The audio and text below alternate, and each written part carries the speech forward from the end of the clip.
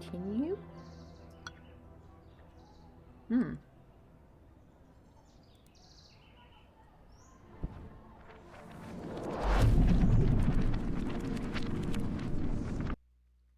It pulls me out of the book.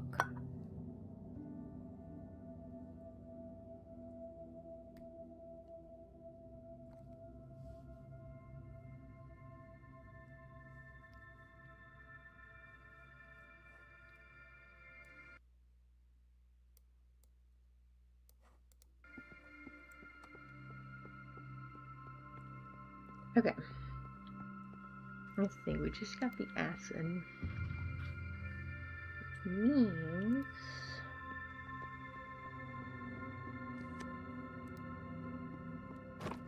anything?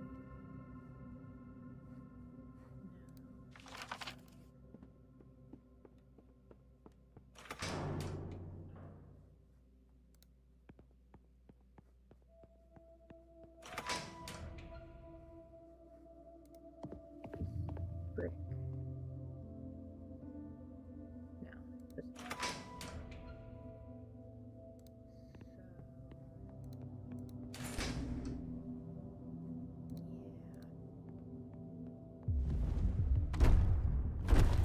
No. Oh. Oh.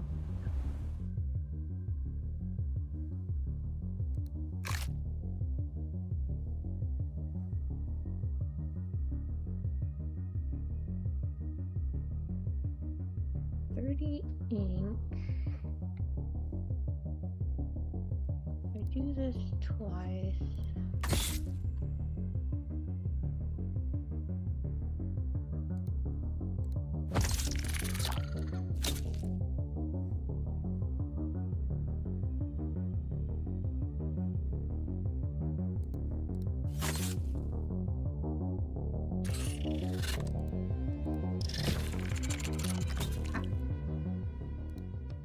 What a good way to overcome your fear of spiders fighting against. I told you, I'm not afraid of spiders. You notice that your hands have stopped shaking.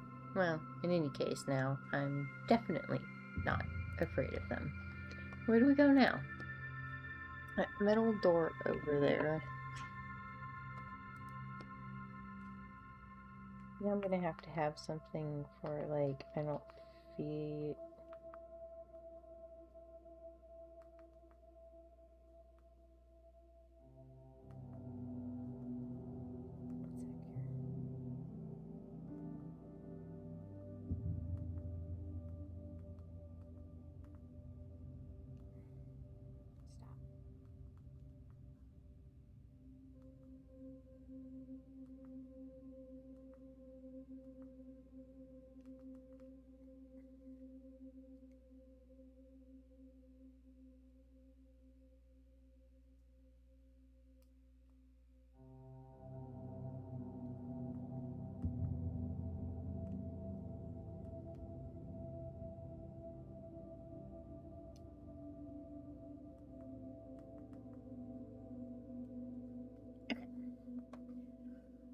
Okay, so pieces of metal, ring. Oh, there's stuff in these ashes. Plant.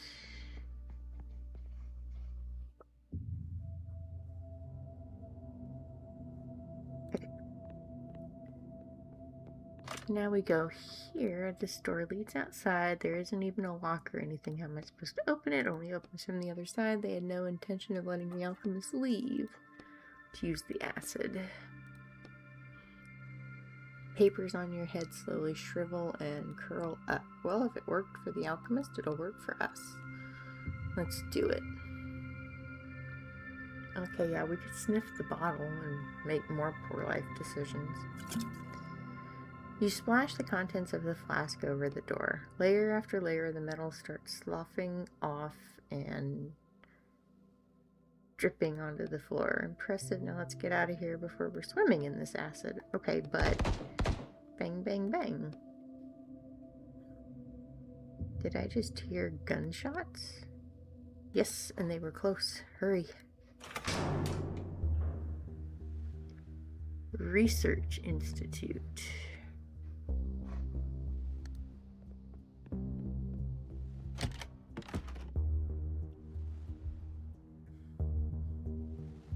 Director's office. A stack of reports. Head wound.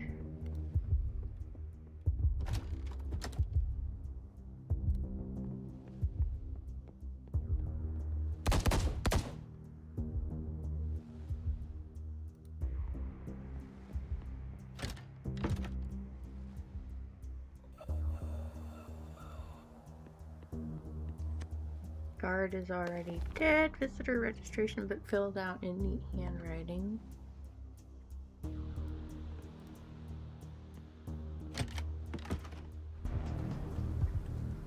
City. Oh. That was him, the alchemist. Are you sure? Yeah, after him. Come on, we can take that taxi. Oh boy. Hurry, follow that car. Driver gapes at you in horror. Damn, you should really pick a different appearance when you have to talk to people. Use up a few drops of ink, features slowly lose their definition, and your face morphs into a completely different one. What even is that? Hello. Just made it worse. The driver's mouth slowly opens and utters a choked cry that sounds more like a rasp. Your transformation must have scared him even more. Don't have time for this. Terrified driver offers barely any resistance. You get in the driver's seat and hang Roderick's cage over the rearview mirror. Hurry, follow the alchemist. Let's roll.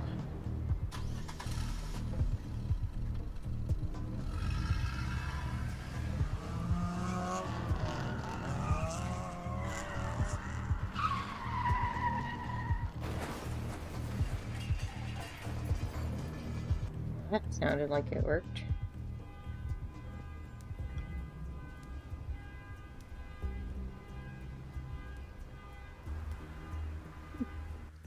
The alchemist slowly crawls towards the entrance to the cemetery. It looks like the crash broke his leg in 2 places. And his arm. Almost there. He needs medical help right away. His leg is broken and... oh no, I don't have time for that. You walk up to the alchemist and start rummaging through his pockets. But you can't just leave him like this. I'm not here for him. You find the potion bottle in the right pocket of his coat. I'm here for this.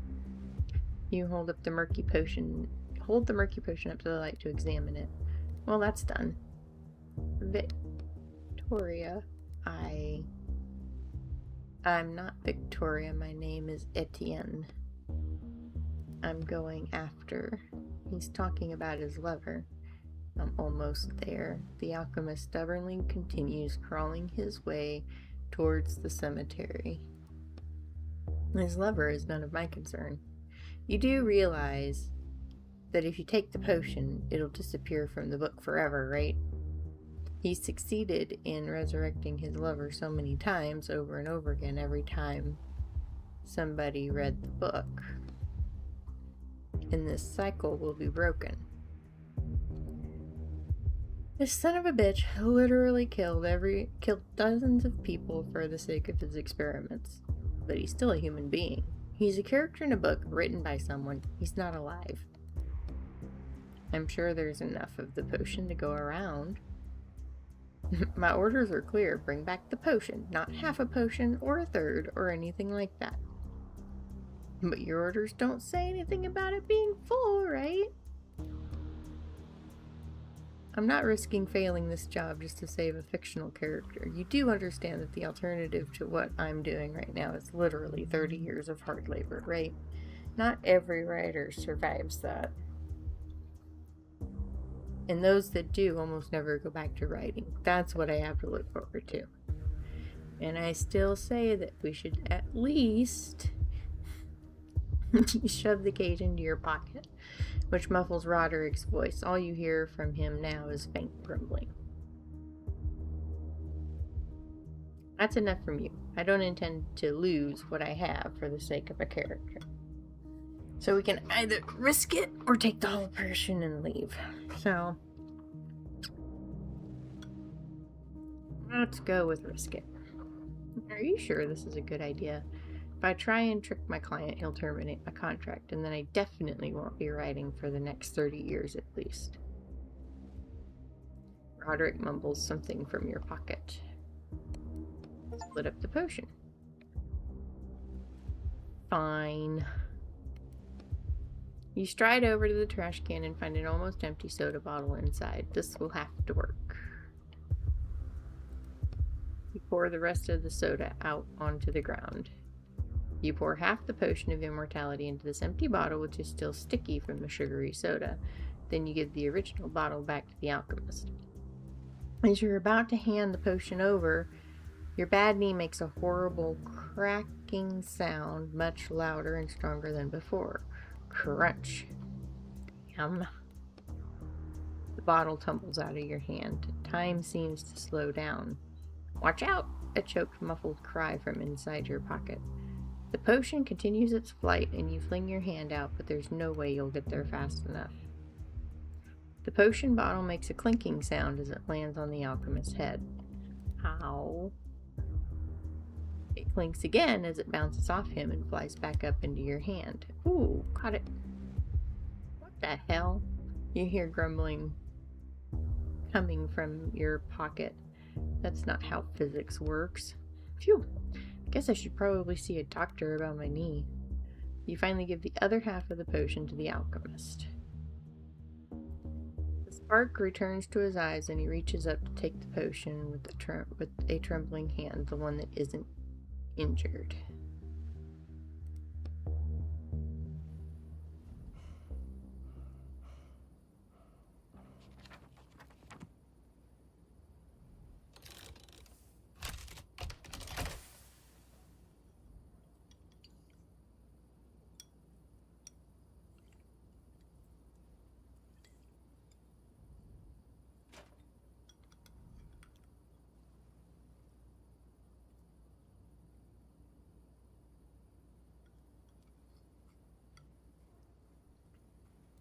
Okay.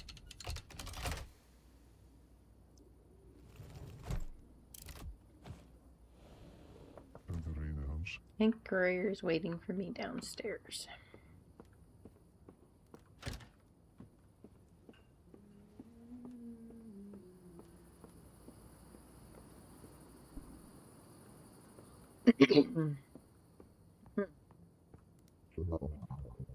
Get the item. Yes. Put the briefcase in the doorway. Do not step outside the door. Alright.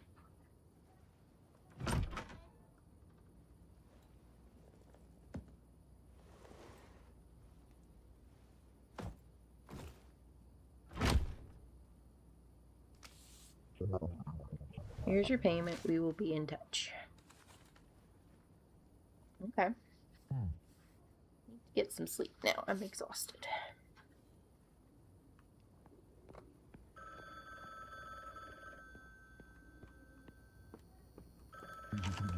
Locked. I'd need a key. You don't hear a sound coming from inside. The apartment seems to be long since abandoned. Alright, I'm going. Oh, I can run. Oh, that's bad. Don't do that. Hello? What did you deliver to me? The potion of immortality, just like you ordered. No, this is half the potion of immortality. And it's in an old soda bottle to boot. I just thought, but it's still the potion though, right? I just wanted to make sure the alchemist could. You're fired.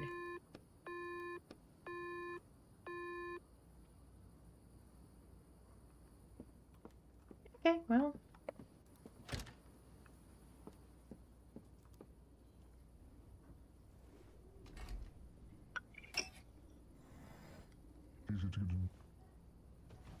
You can live here for now. Oh, that was the cage, wasn't it?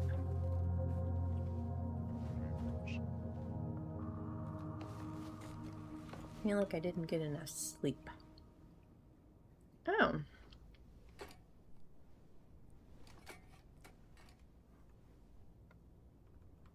Interesting. Oh yeah.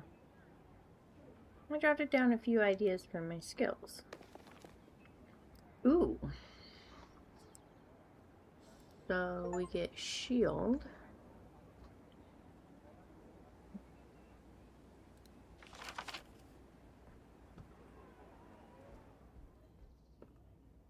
Just me, or did we get some furniture overnight? Hello? Oh, you finally. Mr. Quist? Etienne Quist? Oh, yes. Calling from the Writers Police Department. This is a scheduled call. Okay. Have you selected the publishing agency where you will serve your sentence? Not yet. Still deciding.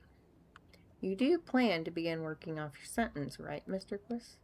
Yes, of course I do. I just wanted to take a little break before.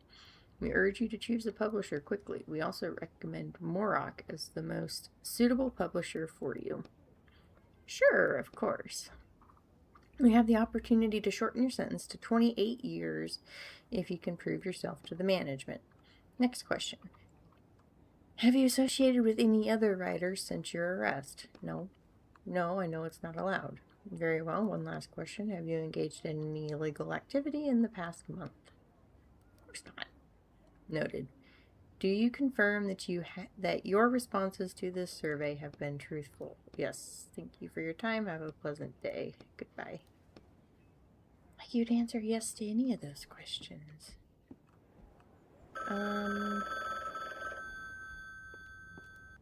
Hello? Hi, Rich. Can you take another order? Oh, it's you. Another order? I'm ready. Ah, damn. You're not Rich. Sorry, wrong number. That's kind of rough. Hello? Yes? But you know, it's not a big one, so I guess I can give you one more chance. Thank you.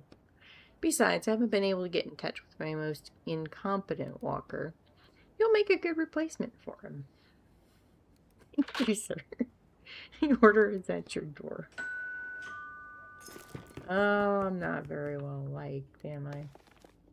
Ensure you're at your home tomorrow from 8 a.m. to 8 p.m. The furniture you order will be arriving door-to-door delivery. The order has been paid for in full. By modern literature, I never thought our whole little book club is waiting expectantly for new works from you.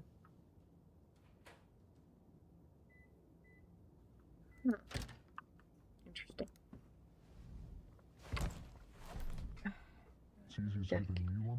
Get my desk down where it's supposed to be here.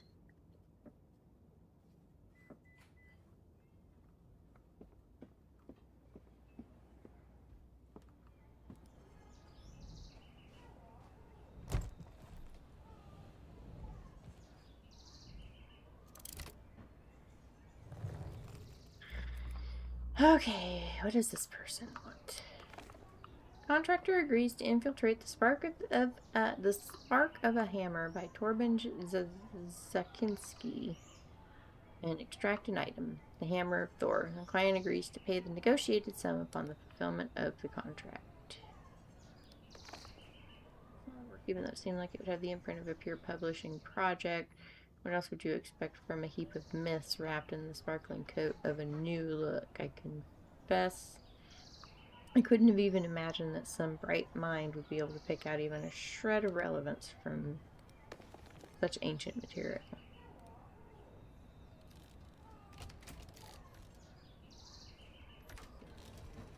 This whole thing looks up for that. Interesting. Okay. Well, see if we can screw another one up.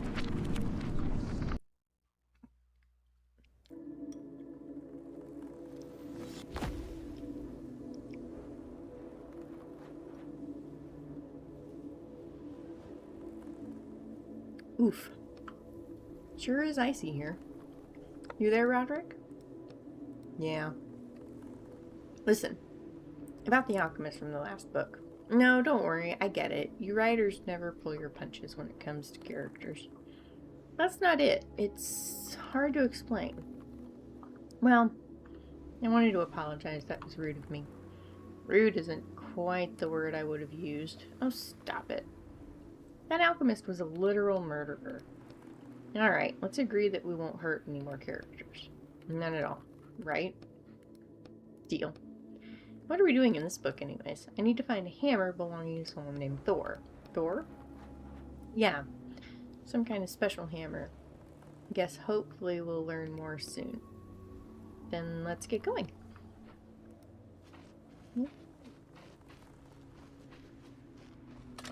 Strange sight catches your eye. A robot hanging from a tree with a noose around its neck. The robot's limbs creak slightly as they sway in the wind. It tilts its head to the side. If you think about it, why would someone hang a robot? It's not... Oh, hello. What the... Hi there, robot. Correct, I am a robot. My name is Modi. Can you confirm that you are a human? Well, for the most part, yeah. Sensor accuracy increased to 89%. Thank you, human.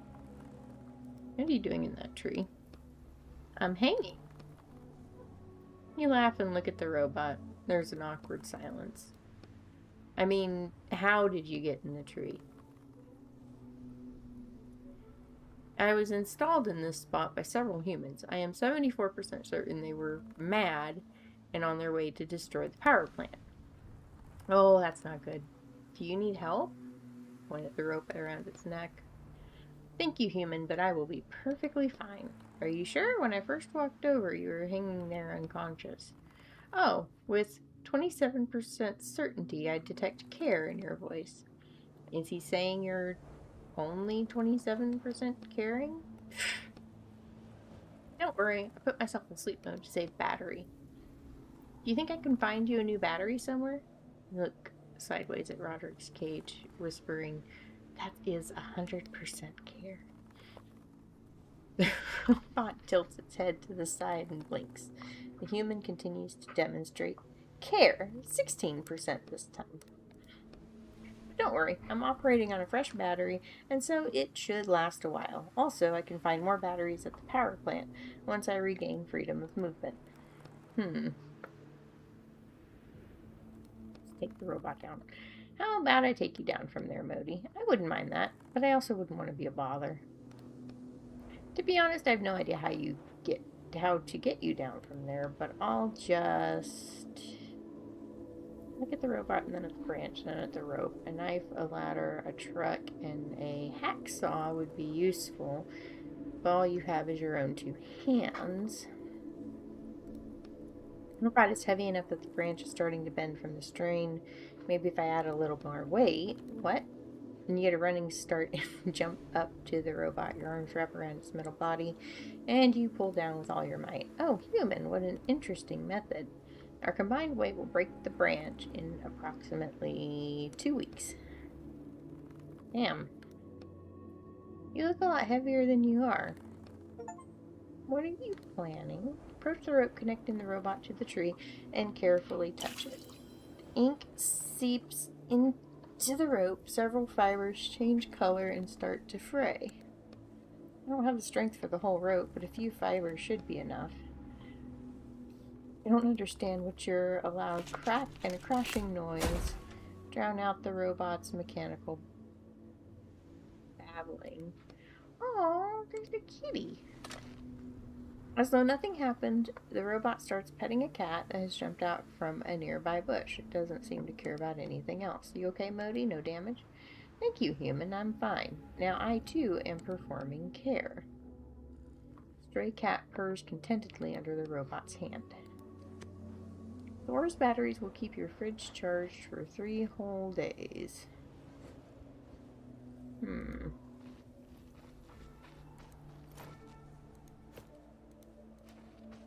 Is there nothing else with the robot here?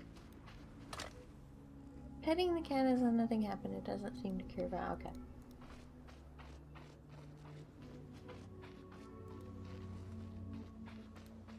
We got a panel.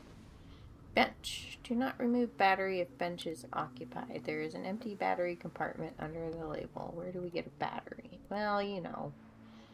What do you mean, I know? Where? From the robot. Is it battery operated too? Yep. Hold on. You said we weren't doing any more killing. We're not killing it. We're just turning it off temporarily. The double standards.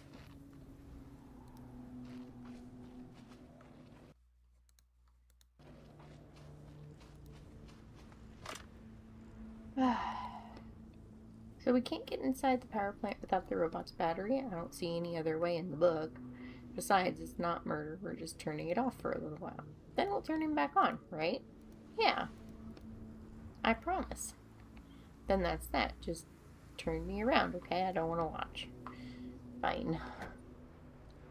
You look at the robot. The battery hatch on its back is easy to find because it's glowing and has a huge handle. The cover comes off surprisingly easy. Does the human want to perform care and change my battery? Don't worry, I'm 81% certain that I will manage to reach the power station and charge it myself. I just want to spend some time with this wonderful cat. Meow. The cat meows happily. It seems to like Modi a lot. You touch the battery. It's firmly seated in its socket. Human, please be careful with my battery. If it comes out, I'll plunge into eternal darkness.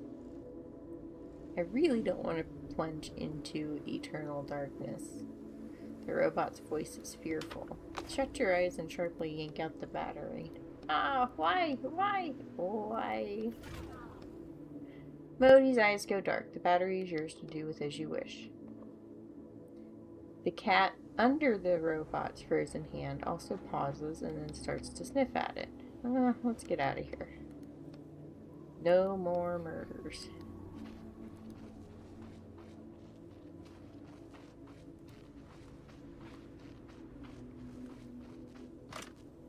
It's a metal panel that says bench. Do not remove battery if bench is occupied. Plus sign go on the top or the bottom. Let's put it on top. Nothing happens. And plus on the bottom. I think it worked. Yeah.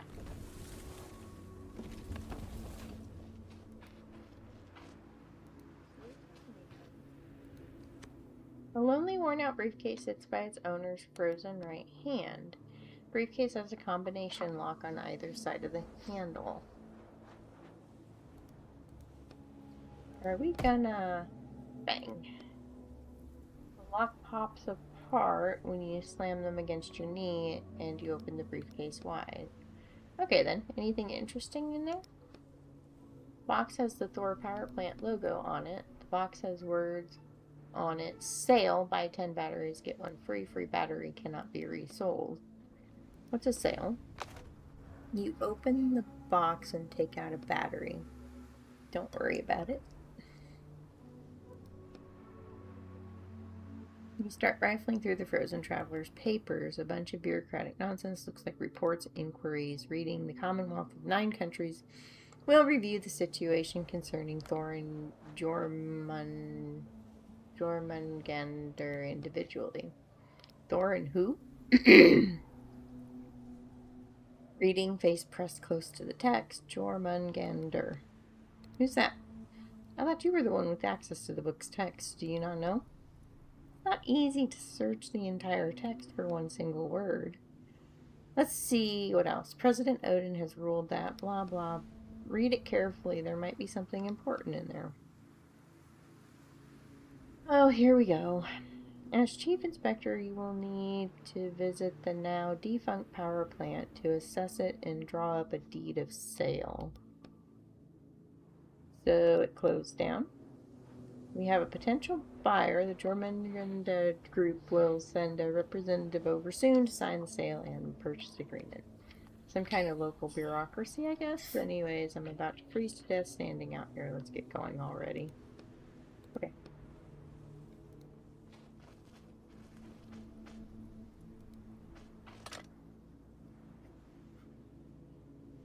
I see a metal panel labeled power plant. There are 2 battery compartments on the panel. Do I need 2 batteries?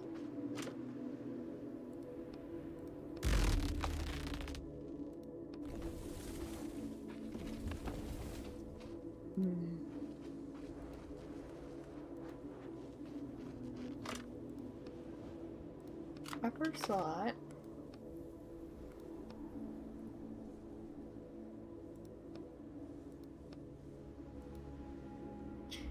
Activates and deactivates the power plant's anti-avalanche defenses.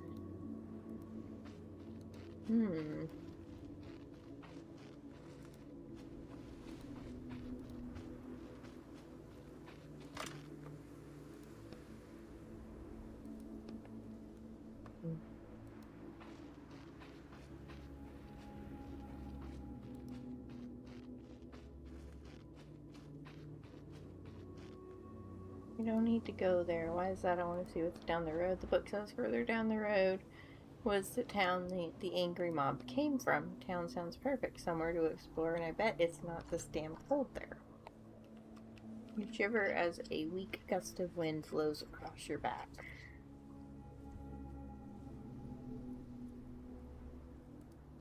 No. I mean, what I just read is the entire description of the town. Oh, so the author didn't write it in, right? We can't go to a place that doesn't have a detailed description in the book. Fine, let's head north then. Okay.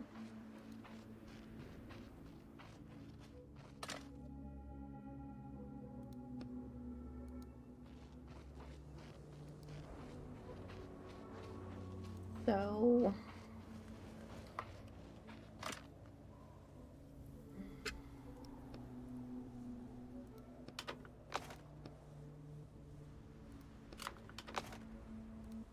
yeah, I definitely need to...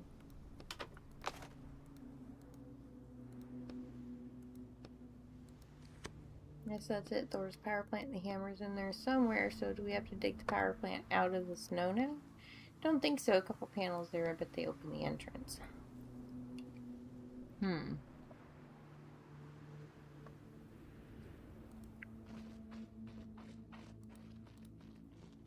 Yeah, make sure I didn't miss anything here.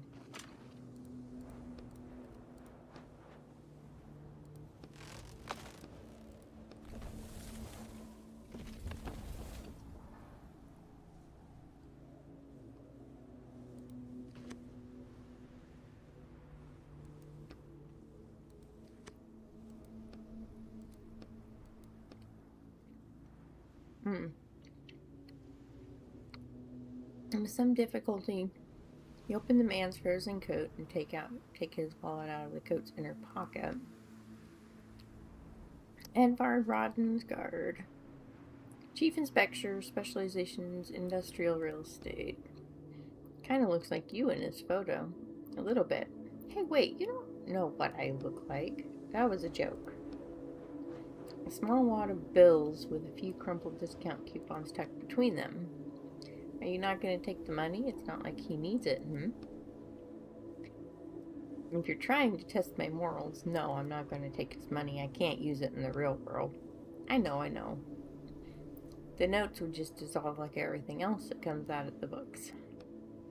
That's not the only reason you take one of the notes. These say pounds instead of pounds. There's a law that says all authors have to write them like that in their books now. So that means there must be some way to take them out of the book. You shrug. Okay. So...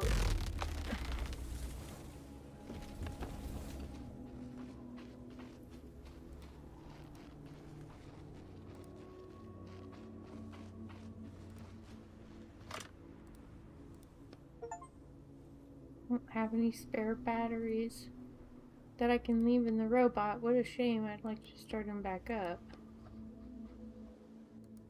So I can't start the robot back up. So...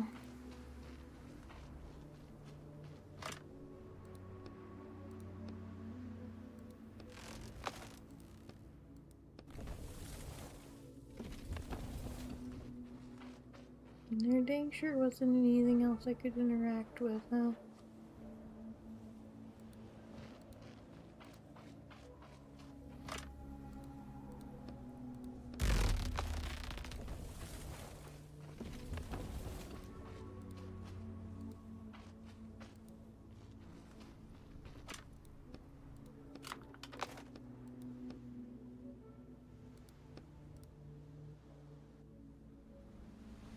should I do now? Now that we found a battery, we need to get inside the factory. Duh. I did, in fact, whatever happened to the potion of immortality that we got sent off to the client? Is he going to drink it? I don't think so. The potion won't last long in the real world, just like other objects taken from books. Then why? As I understand it, he's selling the artifacts to other writers or maybe publishers who have a lot of money, but why can't they just make their own potions for their books? Why buy a pre-made one? It takes a lot of time and effort for a potion that makes someone immortal. Let's say, it would take me about 6 months, but that's just a guess. I'm no expert when it comes to objects. So some writer out there is putting our potion into their book. That's the plan.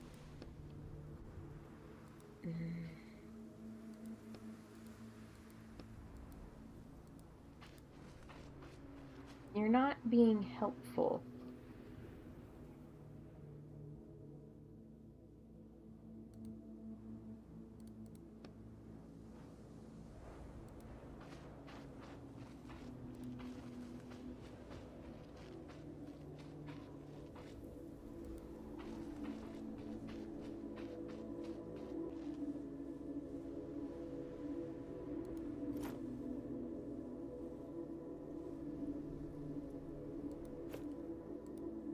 Well, it says I have a battery. Does that mean I have two?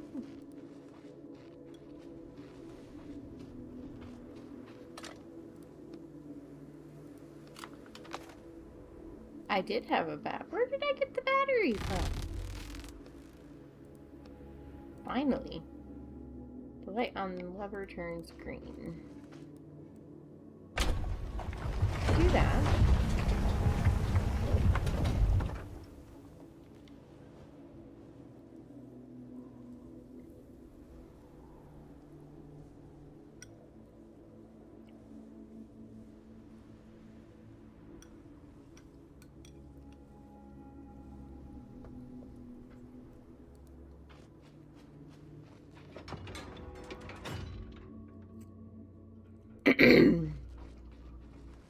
Broken robots. Oh, we're getting parts. What the hell happened here? Someone really had a grudge against robots.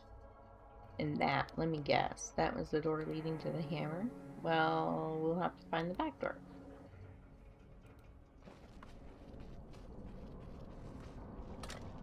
Robot with an axe sticking out of its head sits motionless in the snow.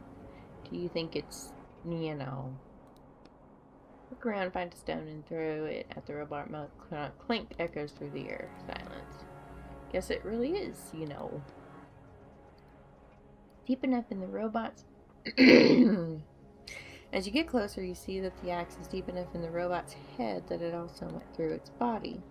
There's no battery in this one. We could have used it since everything in this book seems to be battery operated. Someone sure went to town here. Look at the robot's back to read the tag on its neck. This one was Thrud. You find an extra battery. I think you should wake this one up. Maybe it could tell us something. Must be battery around here somewhere. A broken robot.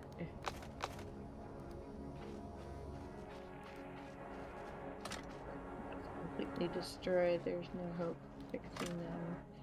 Metal tag on the back of the broken robot's head. This one was Euler. Euler is behind the help. No, but yes, it's true, but it looks like there's something inside. Inside the battery is lit up, running on emergency power. Take the battery. Another battery, not bad. So...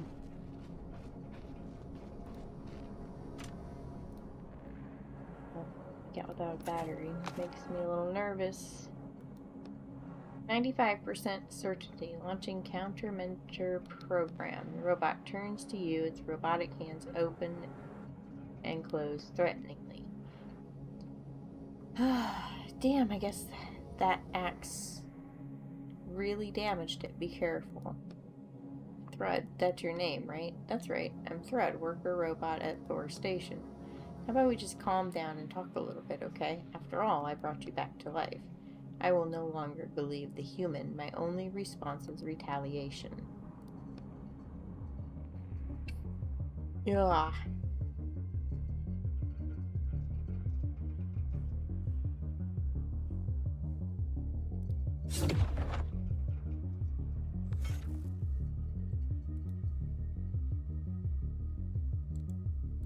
see. So it does a strong hit. We want a shield.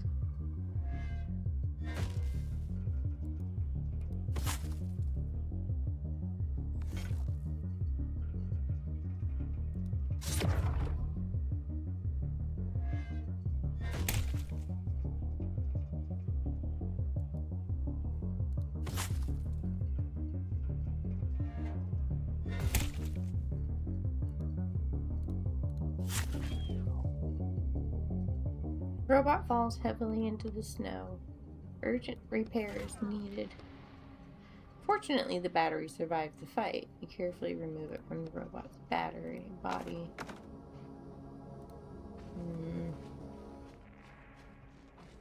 Entrance to the power plant is blocked. So I could go left or right.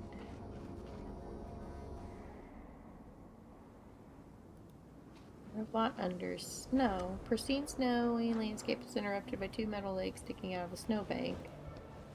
That means another battery, which wouldn't hurt to have. Just do it quickly, no questions, no names, no nothing. Alright, just cold, quick, unfeeling work. That's right. You approach the robot and start digging into the snow. Or rather, you try to dig. The snow is resistant and your hands rapidly start to freeze. The snow is too frozen and need a shovel.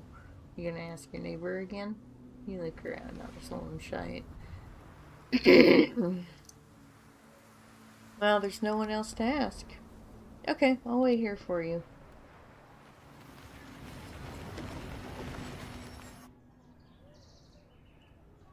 Did I ever bring him back the...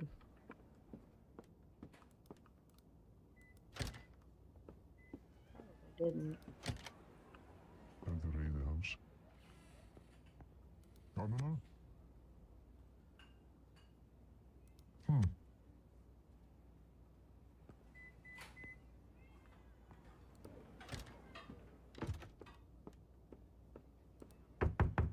Slow tramping footsteps. Who's there? It's me again. What's that? Speak up. It's Etienne, your neighbor. Ah, yes. Did you bring back my sledgehammer? Do you know what happened to your downstairs neighbor? To who? Your downstairs neighbor. There were strange there were strange noises coming from his apartment last night. Downstairs? I don't know anyone downstairs. No one's lived there for 100 years or so. Do you have a snow shovel? Sorry to bother you, but do you have a snow shovel? A snow shovel? But it's summer. Also, where's my sledgehammer? I'll get it back to you soon. I'm still struggling with that nail, but right now I really need a shovel. Ah, damn you. There's a shovel in the building storage room downstairs. Go get it yourself. Got it. Thanks a lot. But I'll still be waiting for my sledgehammer. I'll bring it back this week, I promise. Somehow I think that's a lie. Don't sprint. Sprinting's bad. Storage room. There it is.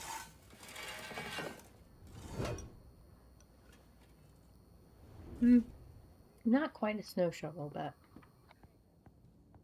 it'll do.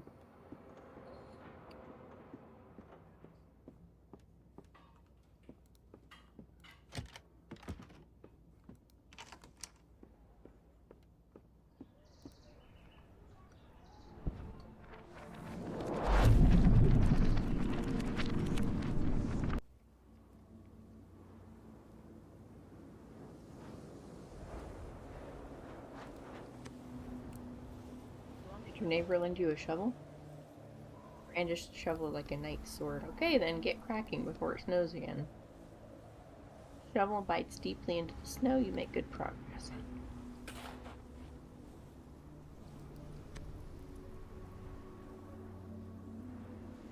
The robot you dug out seems to be asleep while you hear quiet mumbling coming from it. Once I finish working, I can play. I'm 15% certain that I can build the perfect snowman. Magni will be so jealous. Slowly turn the robot face down. The battery hatches just like the ones you've seen before. I don't want to go to sleep. I want to play. Yank open the cover, pull out the battery, and walk away. Yeah, well, you know. Battery in your pocket. So I've got this panel here that needs 2 batteries. Label on the panel says storage. There are 2 battery compartments lower down. Upper slot. Looks like we need another battery. Lower slot.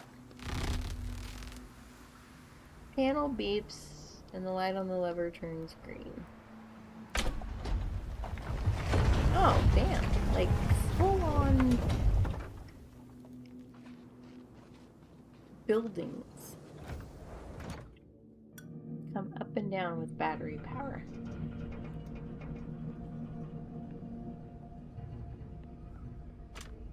In the corner of the room, you see an unresponsive robot covered in a layer of frost. Nothing in the battery hatch.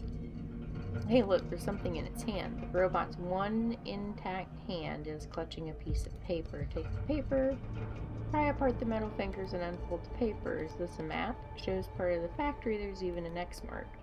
Looks like we found a treasure map. What kind of treasure could robots possibly have? You put the paper in your pocket. The panel is broken and a battery won't help. The battery to power it. Okay. Let's go over here and check out the toolbox. The toolbox. Of course it's locked too. I'm so damn tired of this. Everything is always locked. That's it. Hey, what's wrong?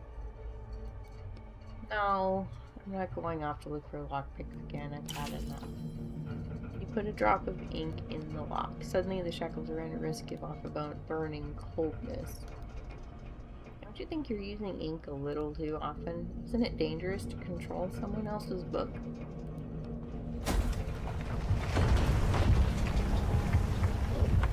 What was that? I didn't expect one drop of ink to cause so much resonance. You're risking rejection if you keep that up, and then we'd be... I'm sure it was just coincidence. Open the toolbox and take out a repair kit. By the way, you move the box off the table. This is a solid table. We could put together something useful here. Yeah.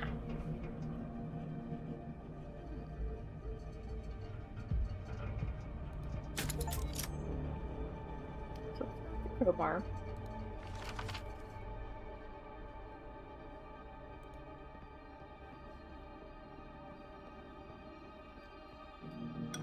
And I guess we'll go the other way.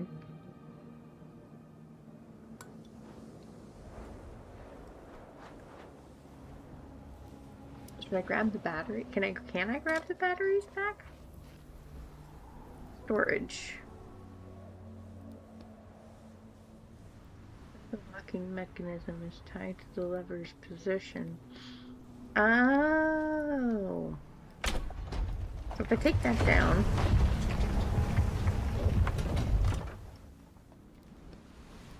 then I can take the batteries. Panel goes dark, you hear a soft click, which seems to lock the lever. Oh, okay. I see how that works now. Come on, bud. Let's move.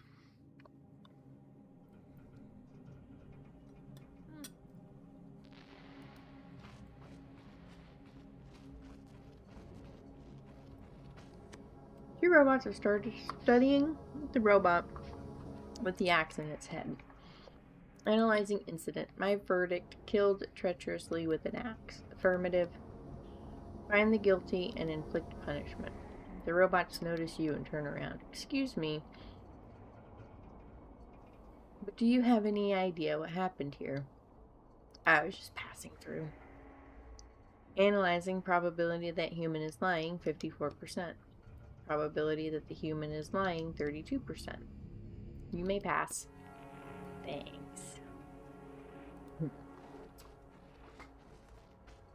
Okay, so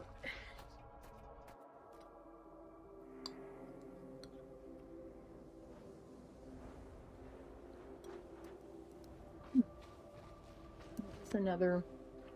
It is. Okay. Got a crate with papers. Factory crate sticking out of the snow. Let's dig it out with a shovel. Soon you've cleared it completely.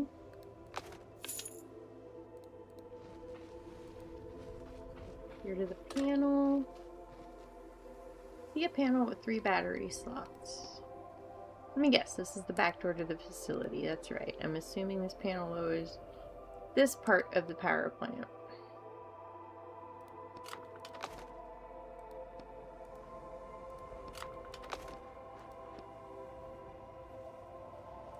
I don't have 3 batteries. Let's see what we can find.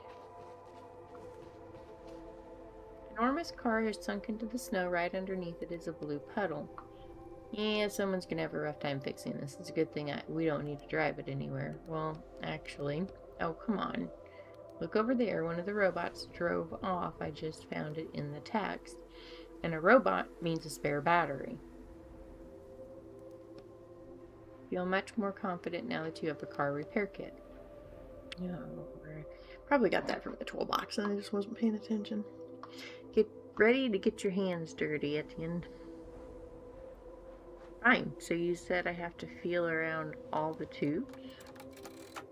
Overall, it was much easier than you expected. That was horrible. I hope I never have to work on a car again. But at least it was informative. 2 unpowered robots in the back of the car. Get the battery hatch, but it's empty. All you see is a cable leading from the robot to the car's control panel. Covered in a light layer of frost. Do you even know how to drive? Oh, well. You remember the crash you were in with the alchemist, Roderick? Fortunately, thought you did it on purpose. Small booklet in the glove box. Off-road vehicle operating instructions. Small logo and the words approved for use by Minister of War Tier.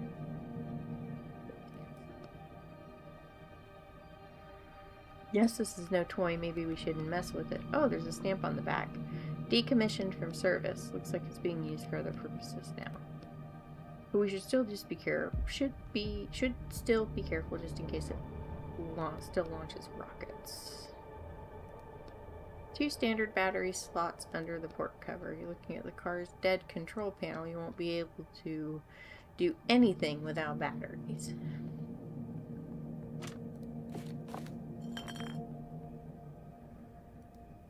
Of course not.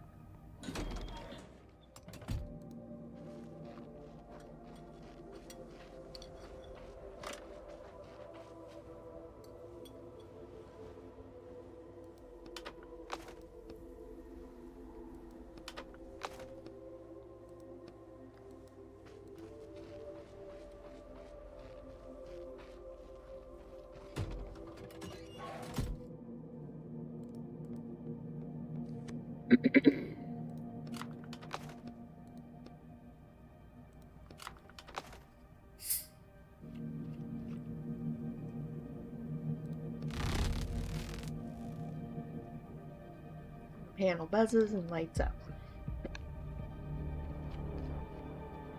It's working. You suddenly hear a screeching noise coming from the back of the car. What the? Hello? Hello? Who are you two? I'm Modi 2, and I am Modi 3. Are they copies of that robot we found hanging in the tree? Either that or Thor wasn't all that creative when it came to names. To the robots. We're just gonna go for a little ride. We can't allow that. Can't allow that. State the purpose for your use of the vehicle. State the purpose. I'm gonna go look out for a robot. Which robot would that be? Who is it? I don't know its name. Probably Moody or Nudie or something like that. Commencing countdown to trespasser elimination. Hold on. I said I'm going to help a robot. Thor wants me to go see him. Thor? Yeah, he called me. You look sideways at Roderick in search of hints. He called me and told me to go see him. Can I take this car? Of course, we are obligated to do anything Thor says. Phew, I'll be on my way then. Turn back to the steering wheel, expecting the robots to interrupt you again. Have a nice trip. Colorful lights flash on the car's control panel.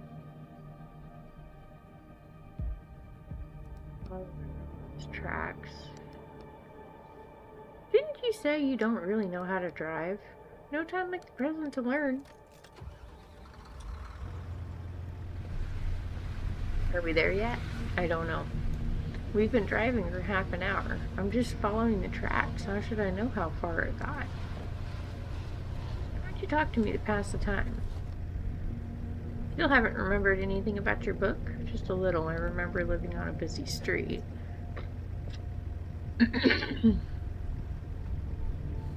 That's not much help. I need more specific details, and names are ideal. Why do you need details? As soon as we finish all these jobs, I'm going to try and find your book. Is that even possible? Well, it's unlikely, but I think it's worth a try. In any case, I have to pay you back for all your help somehow. As soon as I get my powers back, I'll be unstoppable. Watch out. You miraculously avoid a chunk of ice. Phew, that was close. Why don't you tell me more about your books? Well, were they about evil corporations too, or power plants and robots? No, I didn't focus on the setting much. The characters were more important to me. I want to create characters that feel truly alive. That's my ultimate goal. Oh, that explains it. Explains what? Every character written by someone else is automatically hollow and soulless, right? That's why it's so easy for you to do bad things to them. That's not true. Well, partly. I don't hate them. It's just that when I see their lack of depth, that they're not realistic. Depth? During a conversation, it's easy to tell if a character is capable of thinking for themselves, or if all they can do is recite the lines they're given. What category do I fall under? I think you were written by one of the original authors, and I don't question their work, which will actually help narrow down the search for your book, since there aren't many works by original authors left. What's an original author? They lived before our time and created the most iconic stories ever known. True masters of the pen. I've even heard they couldn't jump into books, so I have no idea how they managed to create all that. But not a single one of them kept writing after the war. I don't know why. Now we have this new generation of writers where everything is rewritten or reworked. Oh, hold on. I think we're here. See the car over there? Yeah, slow down a little. Just gotta figure out how. Damn.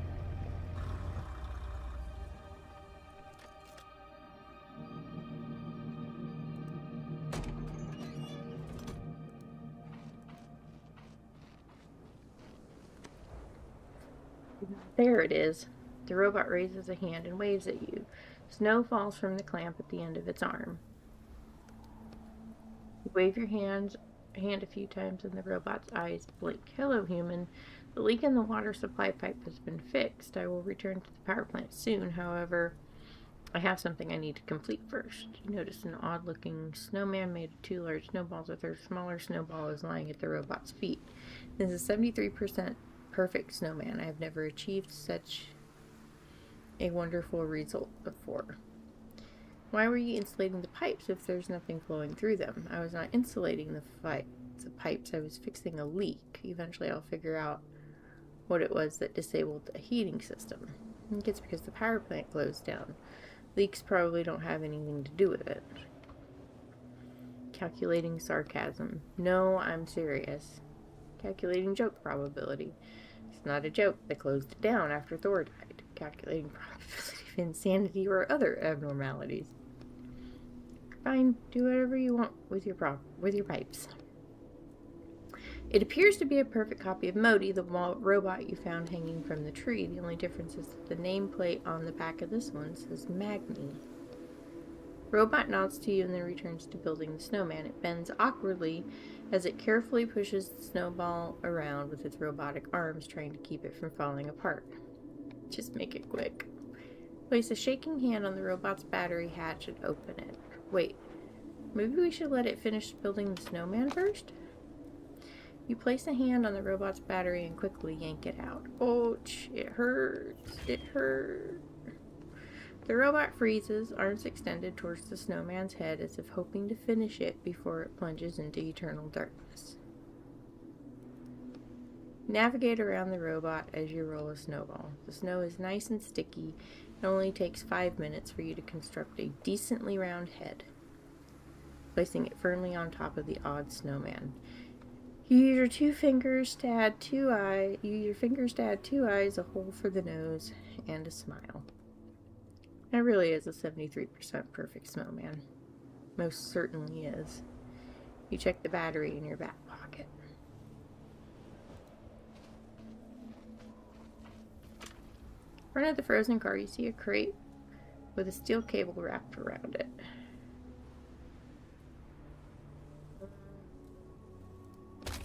You ignore the cable and wedge the crowbar into the right side of the crate and then pry it open. Cool. More tools.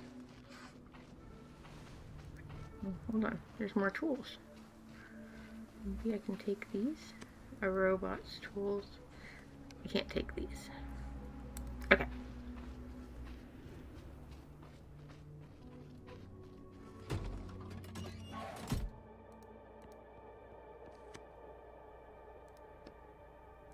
So we can go back now. Here we go. Ooh, you're asking again. I was just here. Etienne brought you here on Thor's orders, remembers? Authorization successful. Successful. These two are starting to get on my nerves. Oh, there's an autopilot button. Oh, what now? You know, autopilot. The car will drive us back by itself. I won't even need to steer. Well, that's good news. I'm gonna take a little nap. Hold on, I thought maybe you could tell me about the original authors. Etienne? Hey. He's asleep already.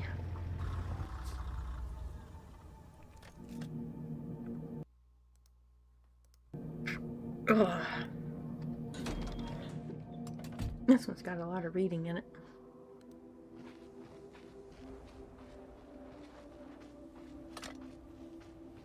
Okay. Battery. Oh, yeah, and I left the others in the vehicle.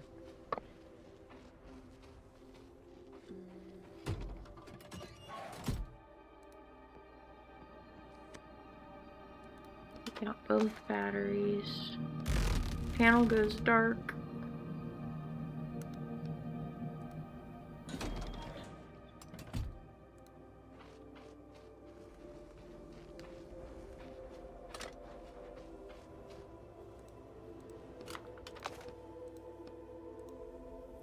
Battery in the lower slot. Now we can do this.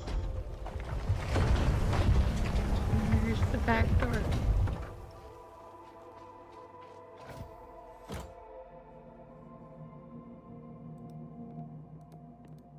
Conveyor belt.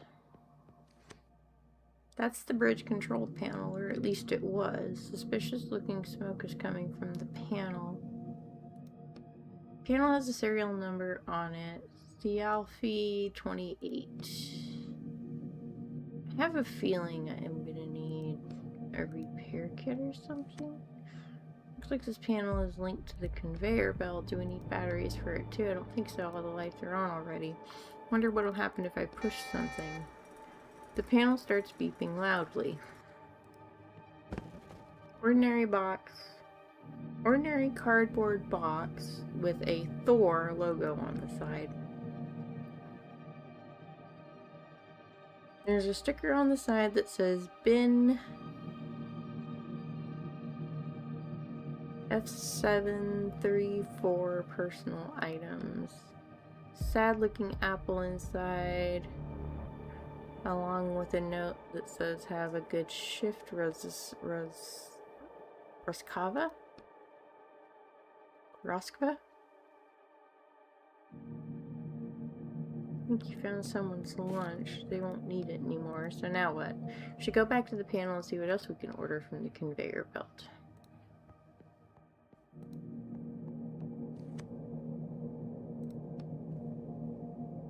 Buttons you were hitting madly turned out to correspond to different letters and numbers. To the right of them you see a booklet operator instructions. Operating. On the back of the instruction booklet you see a logo made up of 2 symbols and the words produced by the Sindri and Broker Group. We use it to order something useful.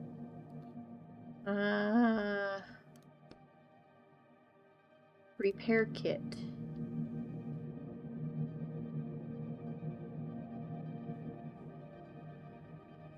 The Alpha 28 D416.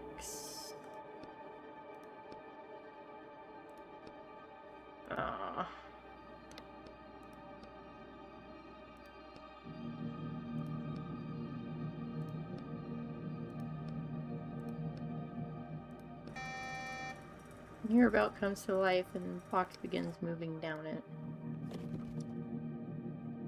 Or logo on the side, sticker on the side that says bin educational materials. Wait, hang on. Why does it say educational materials instead of repair kit? Open it and let's see. Brochures about the treatment of robots in the workplace. So where's ours then? I have no idea. Try looking in the catalog. Maybe they rearranged some things. Okay.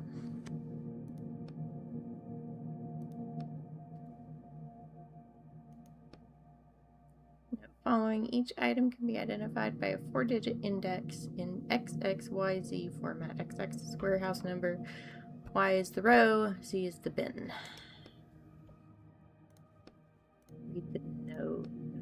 Indexes got mixed up again in the last shipment, and some materials are now in different warehouses. So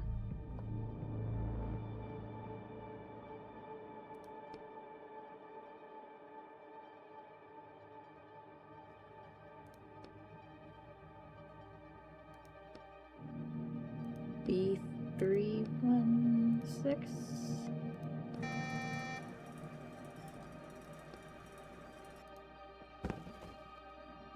Side of the box. Slam in the box. Sticker on the side that says bin number B316 repair kit. Packaged repair kit. Kit for Theophy 28. Just what we need. Now we just have to do something about the bridge situation.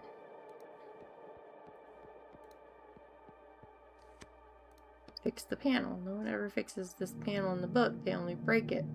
I can't find you instructions for it. Let's see just how bad it is. Open the panel and start digging around inside. 20 minutes later, you're almost certain you did everything right. Flip the switch and something inside the panel starts humming. It's working. Compared to fixing the car, this was nothing.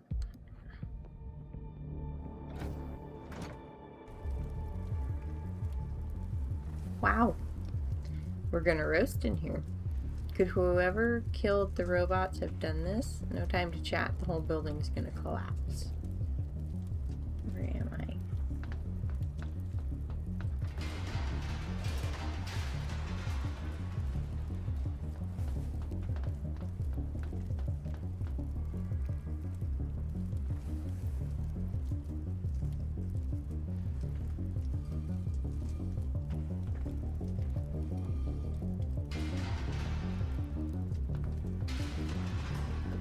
Office.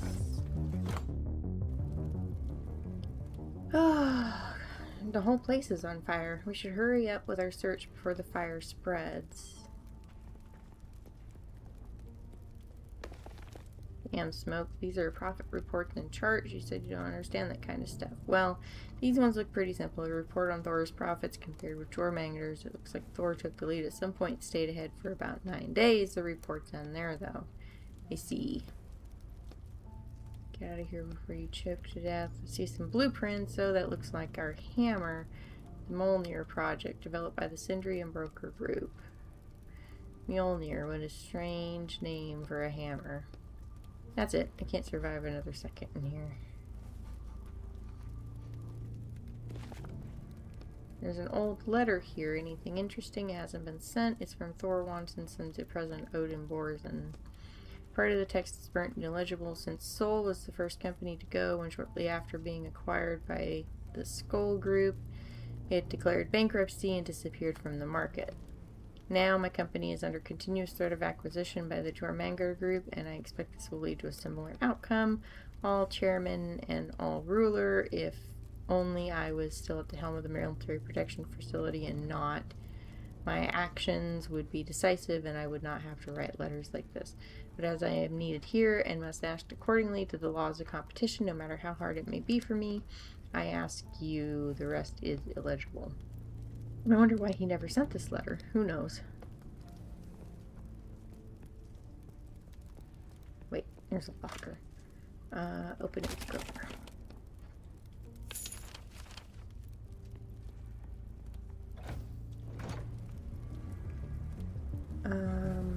Workshop gate?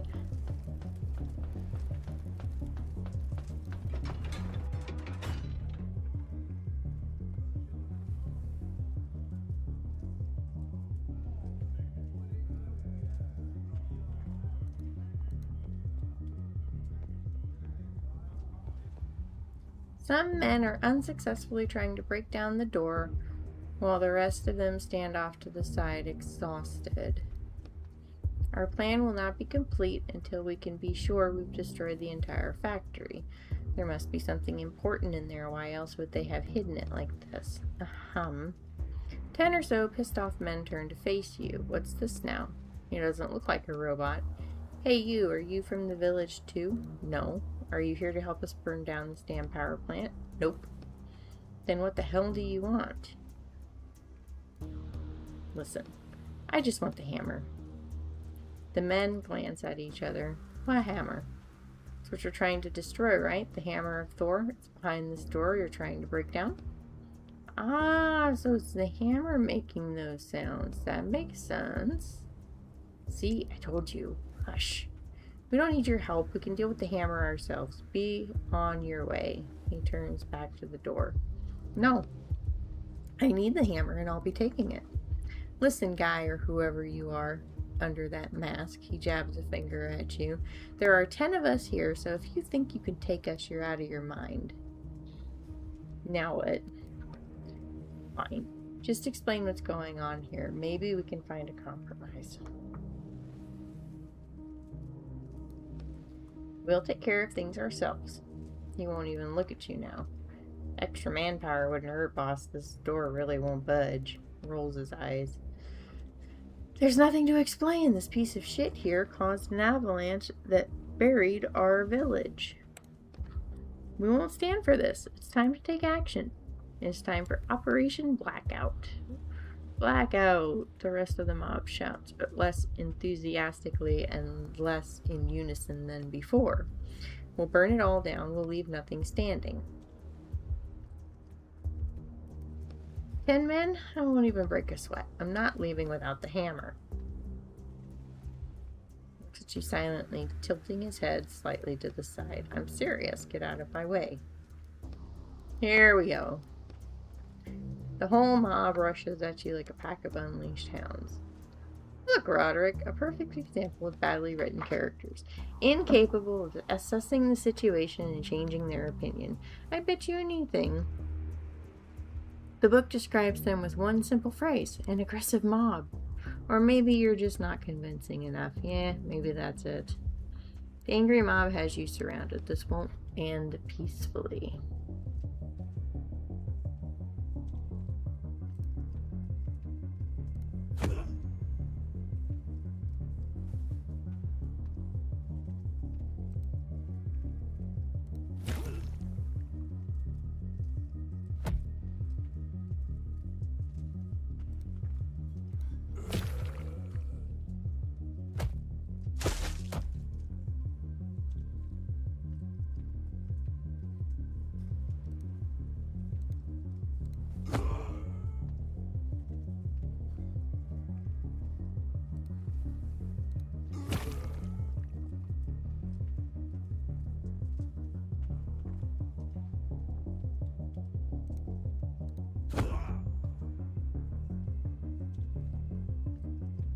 Yeah, she's in your chair again. Oh, she's not now? Probably in the window then now. Could be.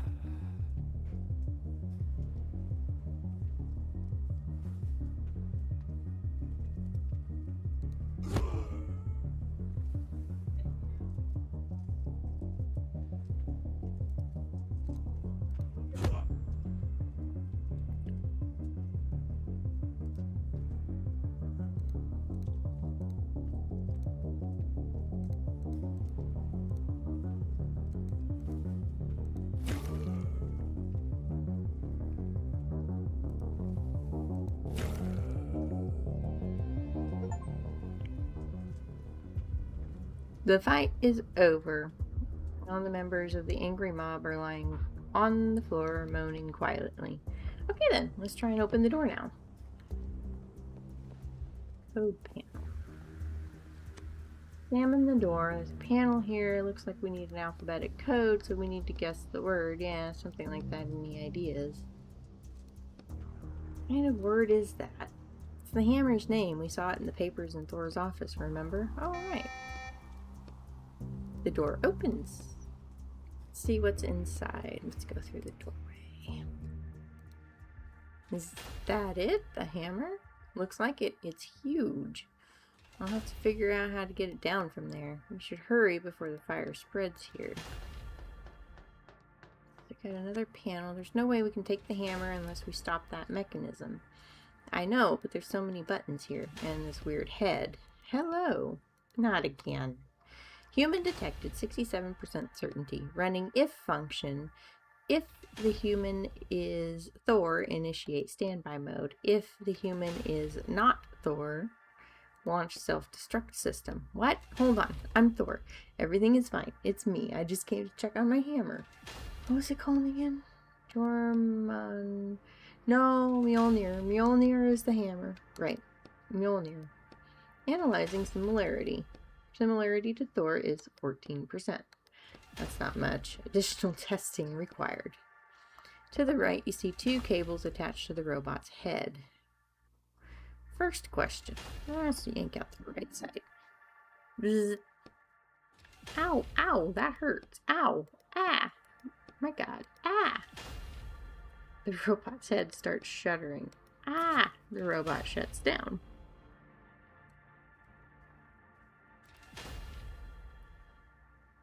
That wasn't what I expected to happen.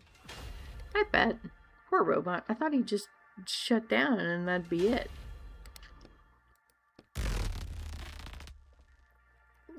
Ooh, hammer. Looks like your hammer stopped moving. Okay, I'm going. You examine the massive hammer. Up close, it looks more like a piece of factory equipment than a hammer, but I guess there's some resemblance, right? Listen. How about I come back later and fix it? Right. Why even bother? It's only a robot, just a character. Not this again. Nothing changed after all. We're ending this book on the same note we started on. First it was the alchemist, now the robot. I don't have an answer for you. I know.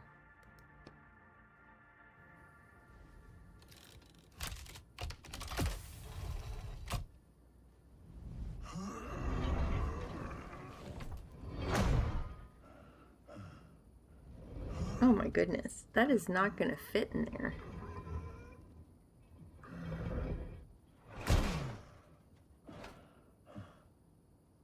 Okay, maybe it will. I stand corrected.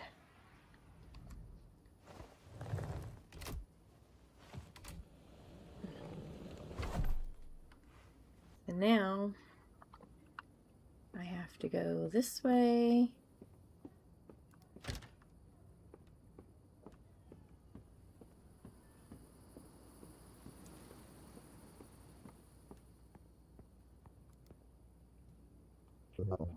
Get the item. Yeah, just don't throw out your back carrying it.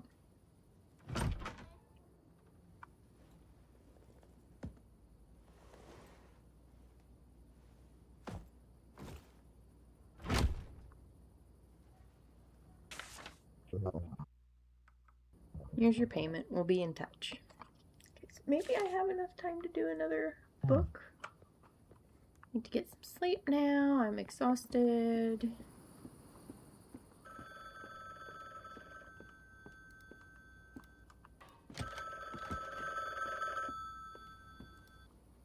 Hello? Still abusing characters? And it just happened. Well, anyways, good work out there. You're slowly starting to become my favorite Bookwalker. Don't call me that. Don't like your new line of work? No. That's too bad. It's far more profitable than all your scribbling. Alright, I'll be in touch.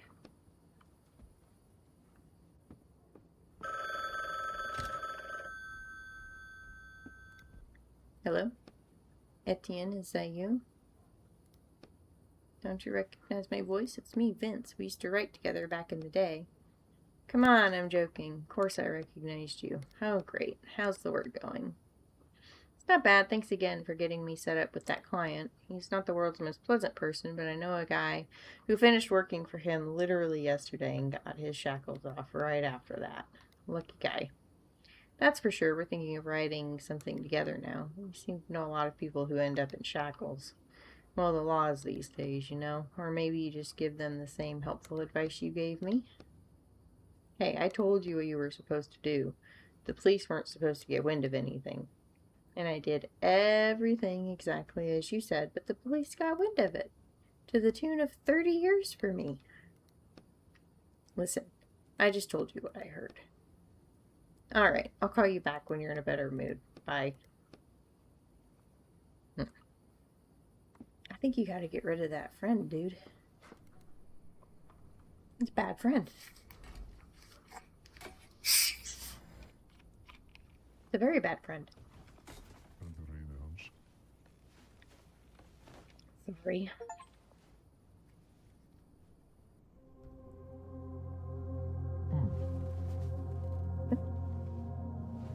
Missed something.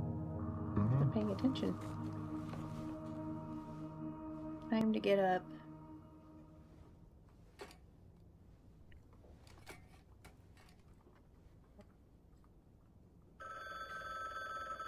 Oh my goodness gracious. Hello? I have a job for you. Mm-hmm.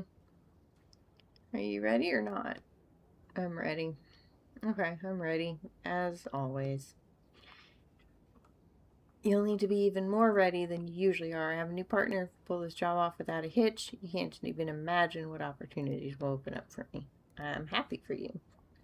So we need to make the client happy. If he's happy, then I'll be happy too. And if I'm happy, a little of that happiness might trickle down to you. Get my drift?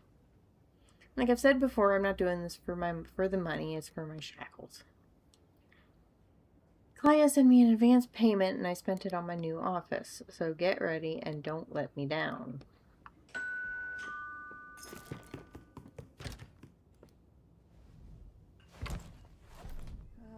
It's easy to get a new one.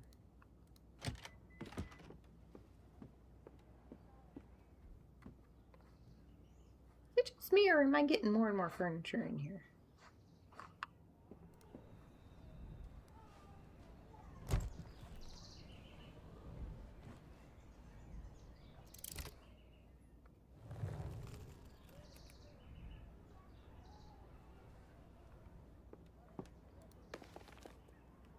Choose an upgrade. Increase damage or additional damage to all enemies.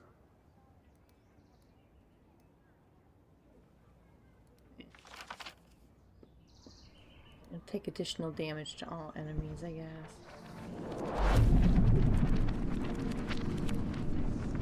Oh, I forgot to look at the other papers that went with this one.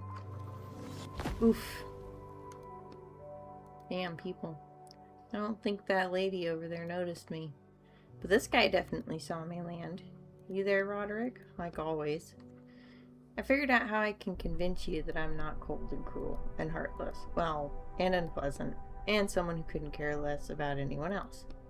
Alright, fine. Keep it down over there. Sorry. So here's my plan. Not only am I not going to hurt any characters, since you've done such a good job with that up until now, I'm actually going to help them. All of them. We're going to help every single person we meet in this book. Sound good? We won't abandon anyone. Sounds pretty suspicious. Oh, come on. I'm a completely different person deep down inside. You'll see. We'll start with this guy over here. Hi, do you need help? No thanks. I'm alright. Well, that's one less we have to help. I said keep it down. Let's go find more characters. Hold on. What are we actually here in this book for? Oh yeah, I need to find Cornelius's wand. A magic wand? Most likely, yes. And it's a rush order, but I think we'll still have time to help everyone. Okay, but I'm going to keep an eye on you. You're acting really strange today. I won't let you down. We will see. Who are you? What do you want? Receptionist doesn't look at you. Her attention is fixed on the small TV set on her desk. You help me. But your words are still not enough to draw her attention away from the TV. Isn't that nice? Now I asked you, who are you and why are you here? And I'm going to steal Cornelius's wand. Right.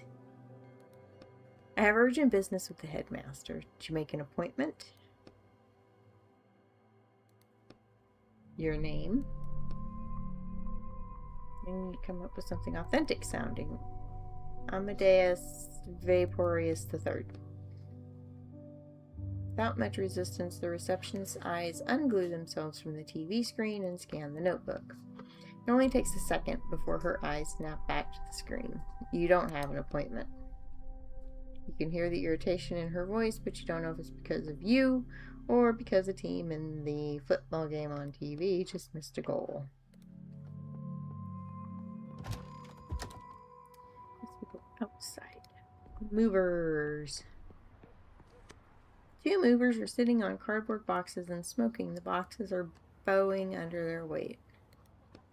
Hello. Slowly turn their heads towards you and pause for a second, then turn back. My back's about to give out from lugging all this junk around. I told you to wear a belt, didn't I? He slaps his belly, which is wrapped in its dirty leather belt. The lanky mover flicks his lighter lazily and brings the flame close to a tiny metal seal holding the cardboard box closed. In an instant, the melted seal falls to the ground. What do we have here? He rummages among the paper-wrapped school equipment in the box. Oh, yeah. The lanky one takes something out of the box. It's glowing and made of glass. What the hell did you want with that piece of crap? I don't know. I'll keep it as a souvenir. It'll light up my house. Hey, you. Put that back. Who the hell are you, ugly?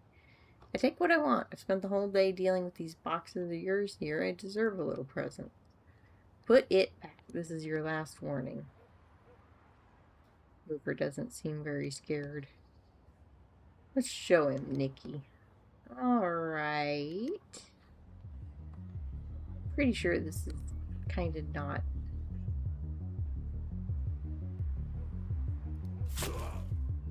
what we meant when we said we were going to help everybody.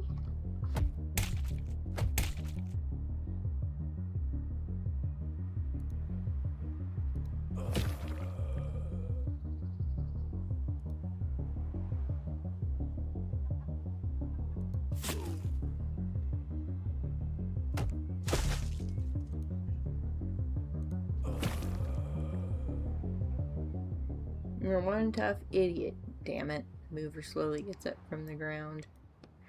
Fine, you win. He closes the pilfered box and puts it back in its place.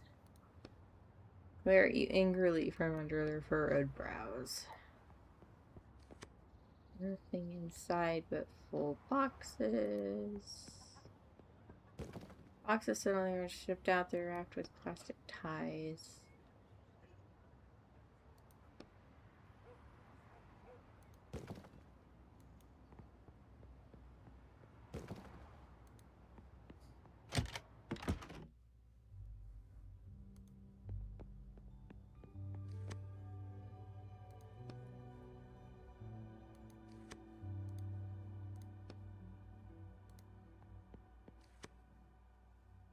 Outfit seems very out of place in this old-fashioned school of magic.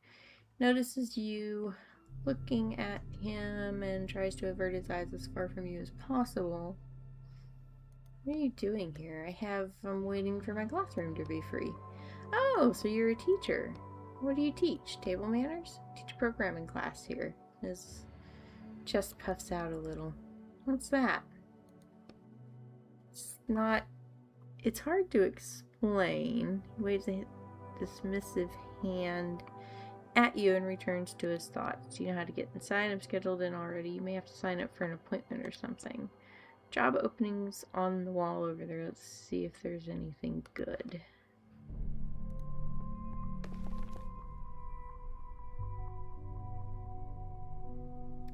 See a message board packed with information. It's divided into several sections. Part-time receptionist wanted. Requirements: female, age 50 plus. Not quite a fit. Seeking system administrator. Hourly rate offered. What kind of administrator is that? Let's keep looking. Oh, this one's perfect for you. Janitor needed. Guess I have to try.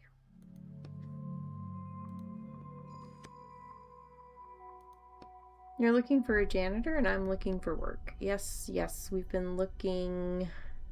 Receptionist rolls her eyes but finally looks away from the TV and turns to you for the first time. Why are you all wrapped up like that? Is that paper on your face? I was in an accident. I'm very sorry. She isn't sorry. The receptionist opens the desk door and with a sigh pulls out a stack of pink, yellow, and green forms that puff out a cloud of dust as she drops them on the desk. Is this going to take long? Name: Etienne. Any allergies to cleaning products? Cleaning products? I thought you were all wizards. Answer the question. No allergies. Excellent. You're hired. Just like that. Here's a bucket and a rag. To the right of me, you'll find the entrance to the library. Wipe the dust off all the bookshelves, then come back here. About those cleaning products. We're fresh out. She turns her attention back to the TV. We'll get it done.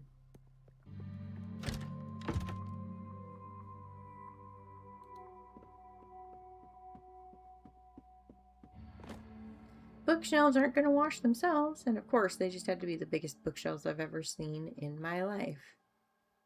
Go find water for my rag.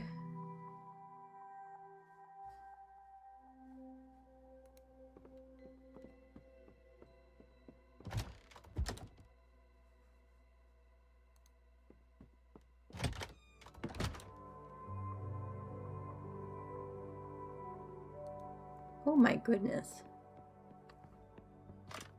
This school's seen better days. Fill the bucket.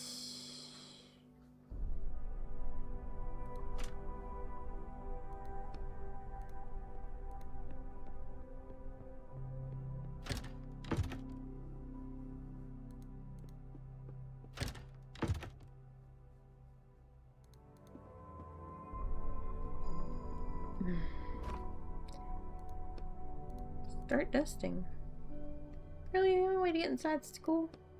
They don't let just anyone passing by go into the main hall. That's where Cornelius's wand is, and the wand isn't the only thing in there. What else? All those characters you said you were going to help. Oh yes, right. I'd advise you to keep pretending to be a janitor even once we get inside. You sigh and wipe a layer of dust off the first shelf. This isn't exactly how I imagined an adventure in a school of magic. Old piece of paper. It must have fallen out of a book. Looks like someone's notes, probably a student's.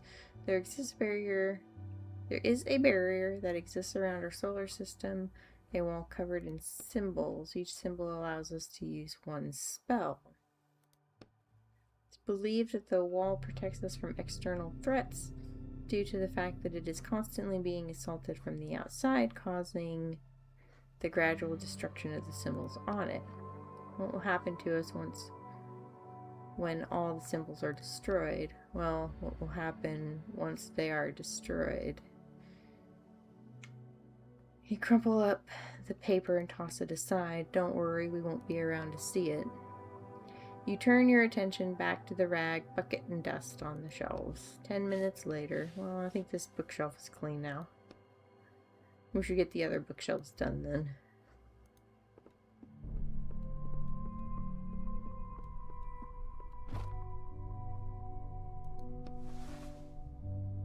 But stop when your rag catches on something. There's something scratched into the shelf. These look like runes. Oh no, they're words. It says second shelf, third book from the left.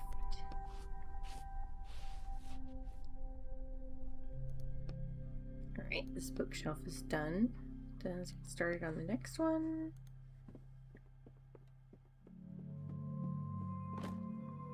Biggest bookshelf in the room is covered in a thick layer of dust. You find yourself unconsciously squeezing the rag in your hand. You wet the rag in the bucket, start wiping the dust off the shelves. It's boring work. Your eyes start to wander all over the shelves, coming to rest on an old-looking folder.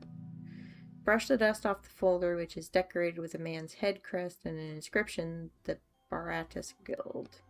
There's nothing but dull documents in the folder, and nothing catches your eye at first. But then you find a handwritten letter at the very back. Dear Marcus, I'm asking you to please accept another guild into your ranks. I know you will protest, but I am unwilling to discuss that. I assume you've read the report already. However, there is a religious aspect to it that I left out because I wanted to tell you about it off the record. They use wizards solely for military purposes. According to their beliefs, wizards must use their powers to destroy the armies of the enemy, which, of course, in this day and age is quite difficult. But all I'm asking you to do is to pay attention to each of these students, because once they finish their studies, they will be going straight to the battlefield. The Baratus Guild. Okay. This bookshelf is clean now. All the bookshelves are clean. We should go tell the receptionist it's done.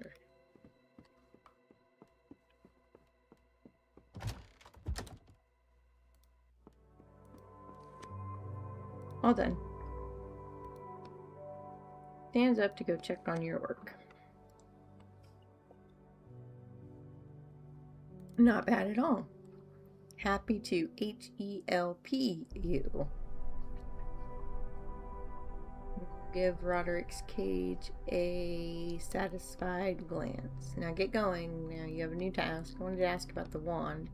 No time for that. Go straight to the headmaster. There's a spill in his office that needs cleaning up. Straight down the hall and to the right. I unlocked the door for you. This one had an inscription. Second shelf, third book from the right. Looks like they forgot to put these books up for sale. Left. Maybe there's something interesting here. Second shelf, third book from the left. You pull out the book and you hear a click. Oh. They were given 5 years to prove the theory that the appearance of magic in our world was due to divine intervention. The theory was eventually discarded.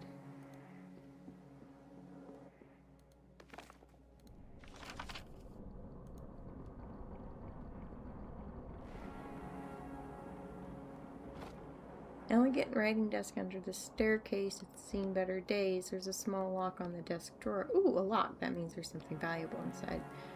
Try to open it. Oh, some kind of tool for this. Alright. So I either need crowbar or pliers. So I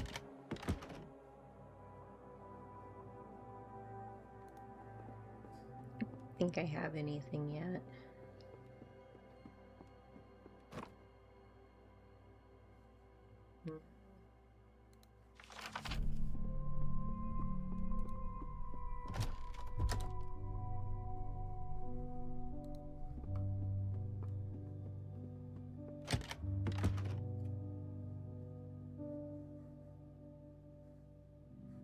You said to the right. See an opulent, although slightly shabby altar with a magic wand sitting on the pedestal in the middle of it. Didn't think we'd get to it so easily. To what? That's Cornelius's wand, the one you were supposed to find, remember? Oh, right. Well, I guess I'll just have to help the characters in the next book. There's nothing but a thick glass pane separating you from the wand. A heavy lock hangs below the panel, keeping it shut. It's not a soul in the hallway. You can hear some people arguing loudly behind the door on the right. You continue scanning your surroundings, and you eventually notice a surveillance camera watching you from the ceiling. What is it? That thing is watching us, recording everything that happens. What do we care if it records? I think you should break the glass, grab the wand, and get out of the book already. What's the holdup? The wand looks old and the paint on it has started to peel in places. It's giving off a slight glow and a low hum. I've never seen a lock like this before. The hole looks more like a spiral. I don't think a lockpick will work on it. Just break the glass. I don't want to make a lot of noise. What's gotten into you today? You're being so cautious. I told you, I'm not really a bad person. Hey, are you our new janitor?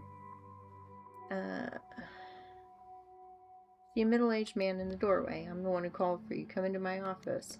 I really think we should just break the glass, grab the wand, and he starts to reach for his belt where his own wand sits in a holster. Come on, smash the case. Sorry, I was lost in thought. That wand is just so gorgeous.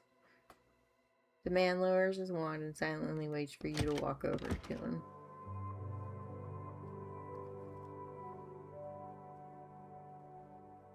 Come in, come in. An old man who is also in the office nods briefly at you.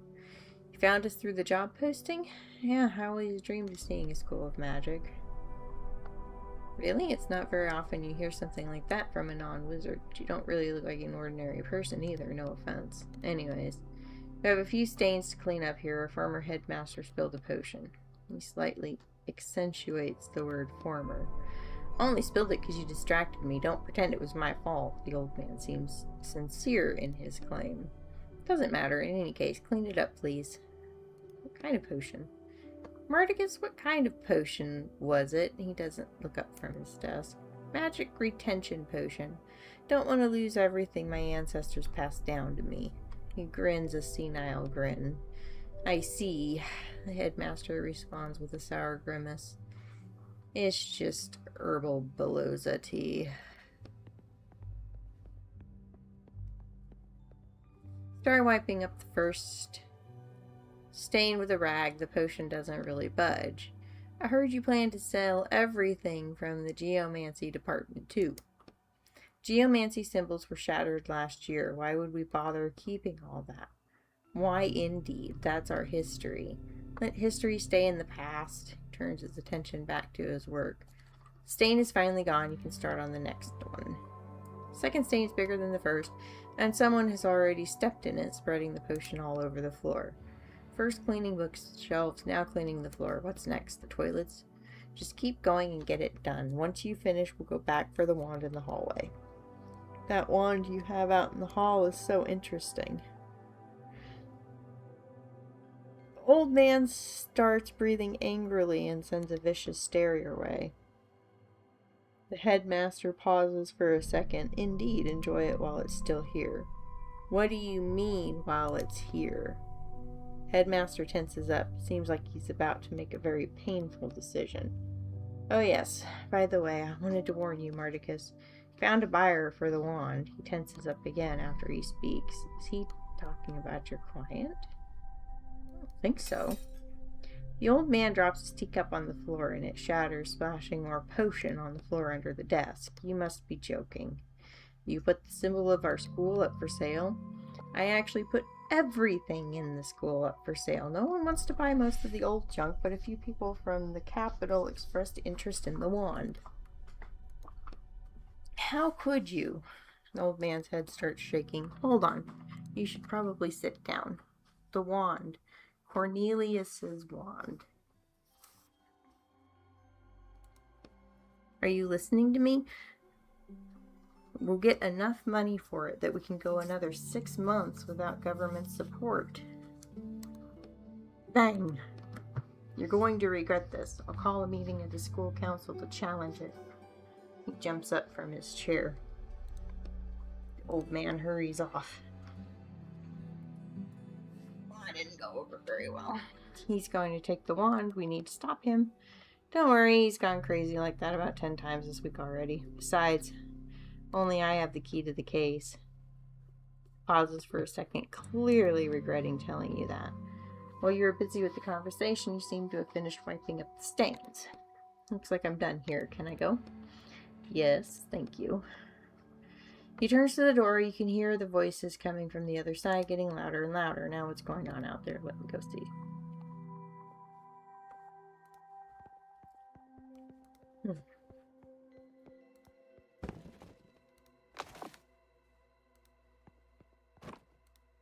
Tools.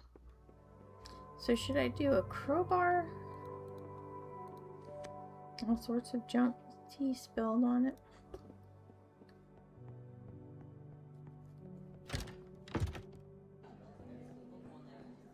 No. What's going on here? A crowd of people gathered in the hall, whispering among themselves, looking at the altar in the middle of the room. It's the wand, headmaster, sir. Cornelius' wand is gone.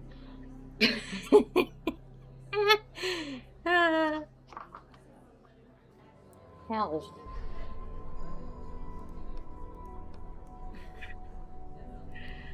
Damn it, the client asked me not to lose track of it. I told you. Everyone looks at you, not speaking. Alright then. He turns to the gathered crowd. Who saw it last? I think it was you, right, Sir Marcus? You left the office and then you must have walked right past it, but it was there at the time. That's if we can take your word for it. Do you have any reason not to believe me? Indeed, especially when it comes to the theft of school property. Do you think I don't know about your secret stash under the library? The only one stealing here is you, giving away our heritage. Just admit you stole it and put it back where it belongs. I didn't touch it.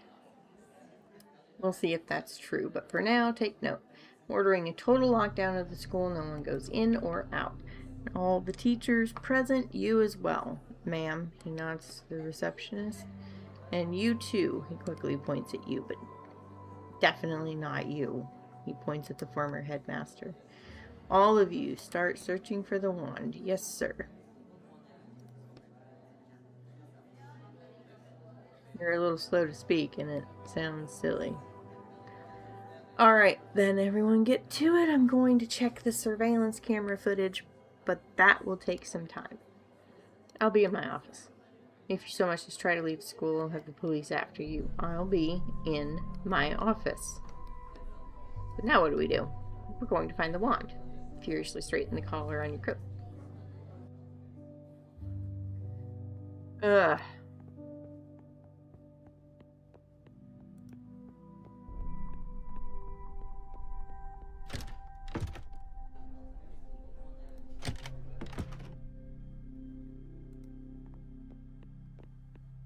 Good look at the empty pedestal. Okay, so that's all I get off of that.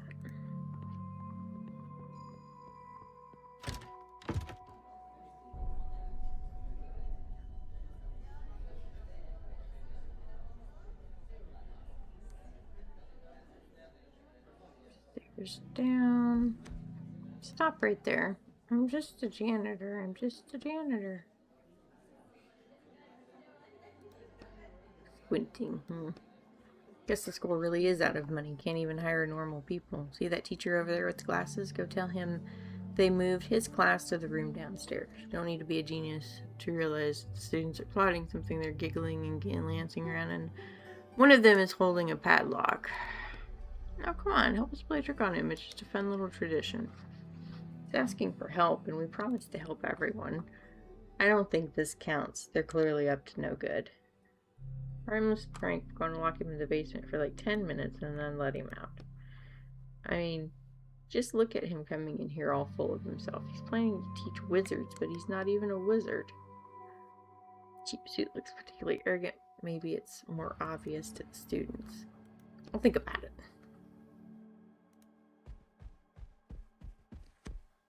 you help me, sir? Magic, met him earlier. Yeah. Programming class here. Start converting the School of Magic since the symbols are going out. Class is supposed to start any minute now, but I can't find my classroom. Everyone I ask keeps pointing me in a different direction. Try the second floor. Oh my, are you sure? So many people told me to go check the basement. Trust me, you definitely shouldn't check the basement. Teacher looks over at a nearby group of students. Alright, thank you then. See you around. You nod, taking your eyes off the group of students who now look quite annoyed.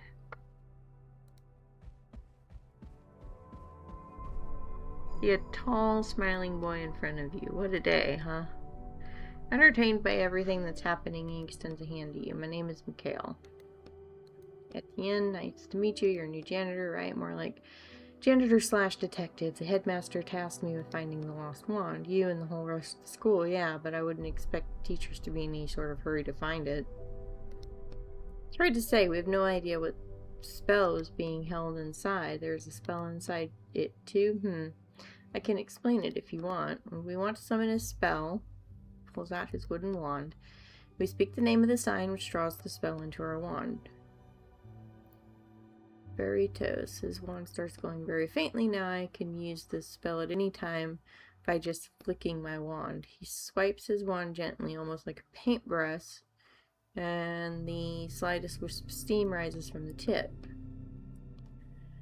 The problem is, no one knows what spell is being held inside Cornelius's wand. He puts his wand back in his belt.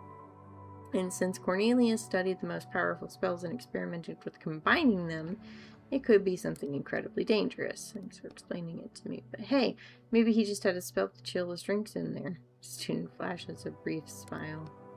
I don't, but to be honest, there's been a lot of weird stuff happening in the school today. One of the old teachers is acting strange this morning. One of the second-year students disappeared. There are rumors going around about undead in the walls, all kinds of stuff. Did he say undead? Undead in the walls? Hold on, I never said I suspected anyone of stealing the wand, though. You're probably right. When there are no good leads, you have to look into anyone. Who did you ask me about? The undead in the walls? I think it's just a school legend.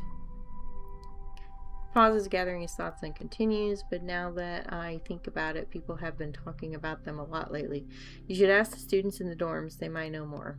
Shifts his weight back and forth. Haven't seen that teacher in a long time myself, but they say he stopped showing up for lectures and spends time hiding in abandoned classrooms. Sounds suspicious. He has a daughter, by the way, who usually works down in the laboratory. She might be able to tell you more. Thanks, we'll check it out. I'm afraid I don't know anything else about him.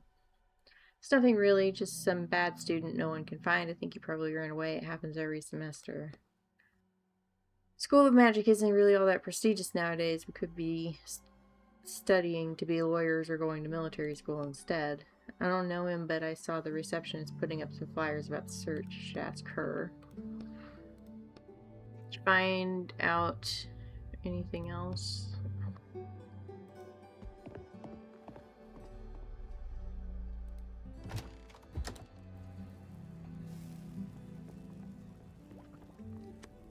Sorry, the laboratory is occupied right now. She turns to you and freezes. 1/3 of her concern is at your behavior, another third is at your appearance, but there's something else under there.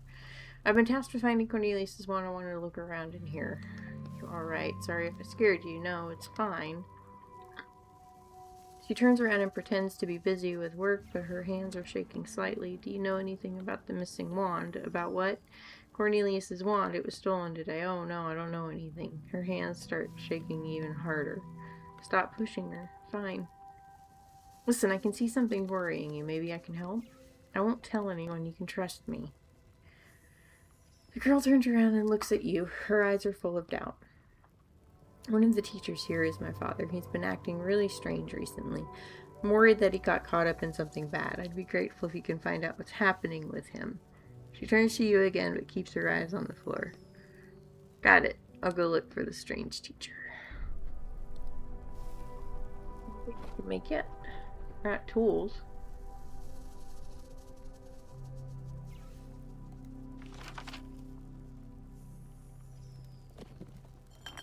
Got more tools. I wouldn't touch that. Dark colored glass. Ammonia gas? What's it for? I'm studying it. Studying smoke in a jar. Actually, it's quite unique. It's the only cyanogen gas. What kind of gas? Gas that originates from signs on the wall covered in symbols that create spell. Well, not so covered now. They allowed us to create fireballs and lightning bolts, all those party tricks that wizards are so interested in. And boring, strange ammonia gas. Practically no one has studied it. Okay, whatever you say, gas is gas, but what's so special about it? The fact that it turns people into dull students? No. Into the undead. Their skin gets all covered in something charred looking and black. Oh my god. They're overcome by a mysterious and highly contagious disease, and according to my calculations, it might even start a whole epidemic. Fine, I won't touch it. And therefore, I'm petitioning for use of the ammonia sign to be forbidden, just like the signs that have been shattered already. Just her glasses on the bridge of her nose. How'd you get it? If so dangerous, then maybe you shouldn't. Haven't you heard enough reasons not to touch the jar? Yeah.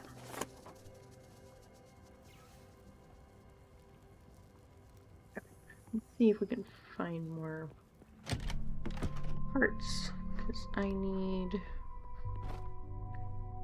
heavy lockings from the door. Okay, barrels.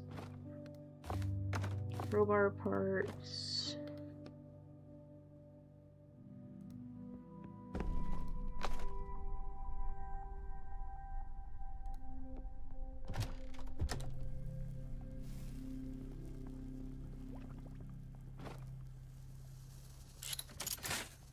Okay, we can make a lockpick.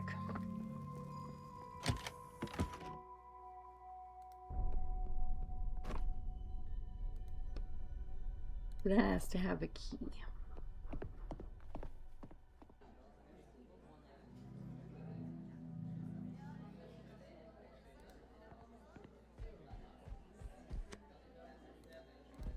Go up.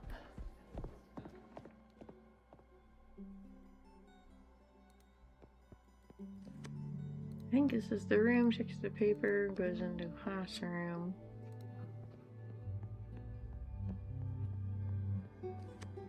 Hunched man in teacher's uniform stands most of the side of the doors, whispering something incomprehensible. Are you alright? Just be careful. As soon as you touch the man's shoulder, he pushes you away and quickly hides behind the door. How rude. Here are the locks closing on the other side. First one clicked, then second, and third, fourth, and fifth. With each click, the emblems depicting candles on your side of the door turn. On the spot where the teacher was standing, you find a small gold-plated lighter. It's beautiful. You should take it. It might come in handy. Lighter's weight is pleasant in your hand. You flick the wheel and the spark grows into a green flame. Door locks look more like a work of art with interwoven metal strips on it. In the middle of the door, you see 5 emblems depicting candles. They're upside down now. It's locked. Do we need to deal with him right now? Well, he might be in trouble, and you did say you wanted to help everyone here. Could he possibly have the wand? I haven't found that in the text yet, so we should check.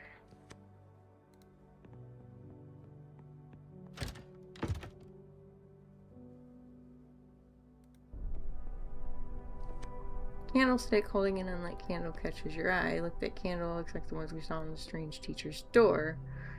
Should try and light it. Lick the lighter and candle starts burning with a green flame. Impressive. Let's go take a look at the door and see if anything's changed. Hello. The wizard glances up at you quickly. Are you a teacher here? I teach the first years the sign alphabet, and I conduct my own research in my free time. Point at the strange device on his desk. It's just an ordinary astral linograph. We use them to decipher the signs. Are you trying to discover new signs since the old ones are being shattered? It's more like I'm trying to combine them. Combine them? You see, it seems wizards don't want to share his discoveries with someone for a long time. Signs are on the barrier, and I insist it be called a barrier, not a wall, because the primary function of these structures is protecting the world inside from the destructive force of the outside. Some kind of creature or being is trying to break down the barrier of symbols and supposedly bring an end to all life inside. All 9 planets will perish, including our own. So I believe that all the symbols on the barrier are a kind of message, and it may be an answer to how we can stop the destruction. Our goal is to decipher this message and not just use its power letter by letter as we are used to doing. And you're the first one who realized that the letters on the wall barrier, that the letters on the barrier might form words. No, there was also Cornelius, but I think most wizards are too busy studying what the symbols can give us right now, in the moment. Long-term effects and tasks have always just been passed off to the next generation. I just so happened to be looking for Cornelius's wand. Have you heard about its disappearance? Yes, Cornelius was the last wizard I can remember who was interested in the meaning behind the symbols, but I was never able to find his work, and his wand has no inherent value. It's a paradox. Cornelius paradox. Firstly, the radius of the barrier available to us is not all that big. We only see a small portion of the symbols. The sun alone blocks half our field of vision. All the symbols beyond -1 degree can't be viewed without going blind. It's possible the creators of the barrier were expecting all 9 planets to work together to decipher the message. But despite all these difficulties, I have been able to decipher 2 words. Property of. Is that all? Yes. Property of. Property of who?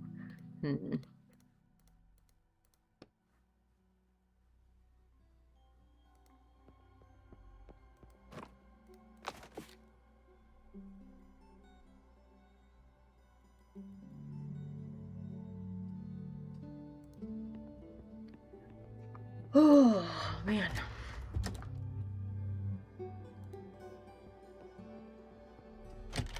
Yeah, there's something different on that door now.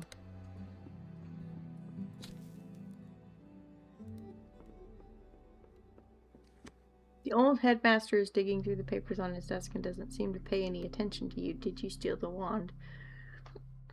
Nonsense. Why would I do such a thing? You didn't want the wand to be sold, so you decided that was the best way to protect it. Look out there. See a densely populated city full of tall buildings that almost block out the sky. High up in the sky, above you, you can just barely make out lines that look like symbols. So those are the signs? Yes, and they're written there for us. He places a hand on his chest. Not for them. He indicates the city. Huge letters in the sky that shine for us. But now, they're trying to bring us down to the level of ordinary humans. To their level. It doesn't matter if it's the wand or the books or even our damn quill pens. I don't want to give them anything. Because we were made for great things, he prods at his chest, and they were not. This was our world. He pounds his fist against his desk. The headmaster turns away from you and continues digging through the papers on his desk. Do you know about the undead in the walls? It's an old school legend. They're just made up. For made up creatures, there's been a lot of talk about them lately. Well, you know, uncertain times, rumors start flying. Pay them no mind. Headmaster turns away from you. Okay.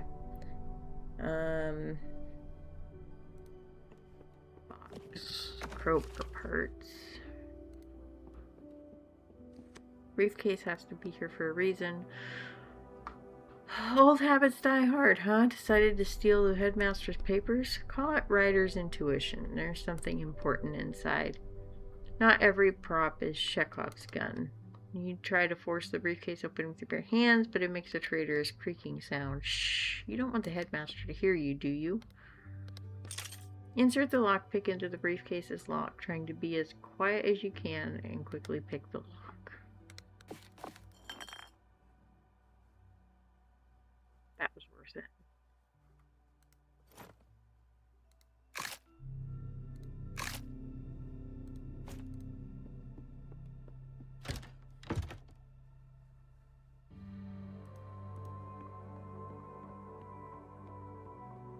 There's 3 dormitories downstairs, so I'll bet the other candles are... Oh, never mind. Excuse me, the teacher peers at your ID badge. No one called for the janitor.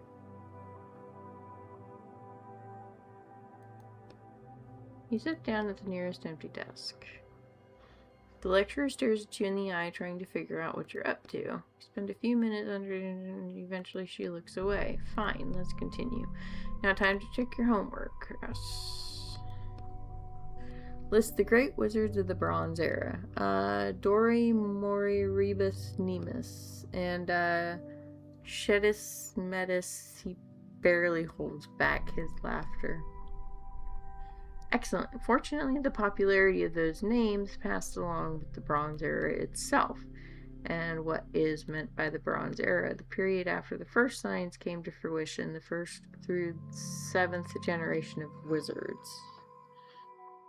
The period when wizards had immense power, but only knew a handful of spells that they deciphered from the wall. Very good. Significant events of those years. The creation of the Great Canal. She looks uncertainly at the teacher, who nods. The 40-kilometer wide river canal that separates the left and right sides of New Riverland. Dori Mori created it with splitting magic, which sign is now shattered. And at these words, everyone in the classroom, including their teacher, nods their head briefly and respectfully. Sit down. Next we have the Silver Era, or the Knights of Bright Lights. Linard. That's when the wizards attempted to seize power. First was Royal III, and there was a second attempt by Volux IV, who was successful and stayed in power for 3 years.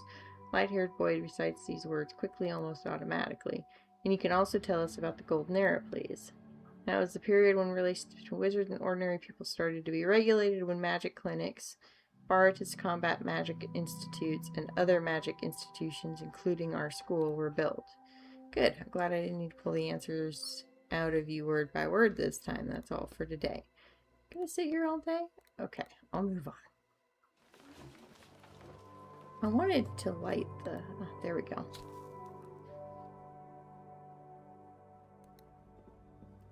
Door. Hold on. Actually, let's check the teacher's desk first.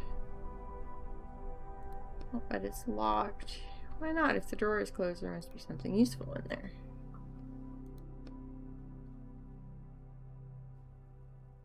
I have to break the drawer.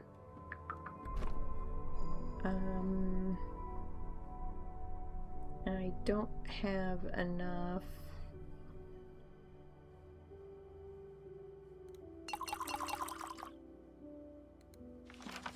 Okay, I don't have enough crowbar tools, crowbar pieces to,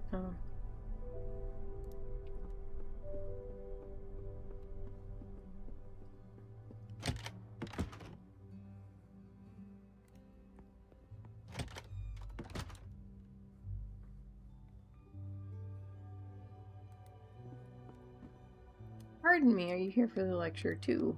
Oh, it's you. You're the janitor, right? Have a seat if you'd like. We just started. Where did we leave off? You said there's a huge potential as soon as you realize that by becoming programmers, and I argued there's no way for you to know what kind of potential is inside us. Right, and you said it's like the Cornelius paradox. I'm not familiar with the Cornelius's wand, the one that was stolen today. It's charged with... Hey, let me explain. I was the one talking to the teacher in the first place. Don't interrupt me, please. I'm willing to listen to both of you, but since the young lady already started, let her continue. Charged with a spell. No one knows what the spell is. Maybe it heals every illness or makes everyone immortal. Or kills everyone. The wand is incredibly powerful, but also entirely useless at the same time, since no one dares try to use it. Dares try it out to see what magic is held inside. That's the Cornelius paradox.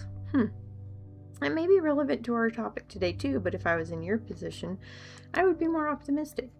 If one of you turns out to be charged with a spell that's not quite as useful as the other spells, many doors will still be open for that person in the outside world. Programming is a new language that we'll all be speaking soon, and those who don't know it will feel like outsiders in the society. It's nothing new to us. A few other students chime in, agreeing with him. I understand, but it's one thing to be an outside and have the ability to rely on your magic. It's another thing to find yourself in a world you don't understand at all and have to face it alone. To this end, he opens the folder in front of him. We're planning to start holding elective classes at your school that will help you transition into this world. However, if I understand the laws here correctly, this will need to be approved by both your current and former headmaster. Then I wouldn't count on it happening. Our last headmaster doesn't really respect this technology of yours. Yes, I've met with him. The new city administration plans to reduce the power held by schools' magic headmasters, so I don't think he'll be a problem. Well, that's all I have for you right now. See you soon in our first transitory classes.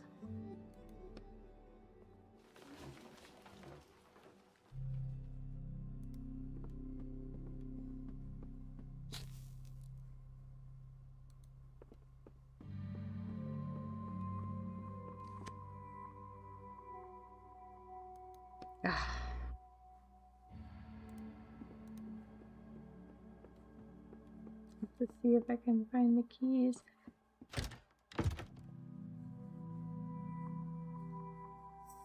So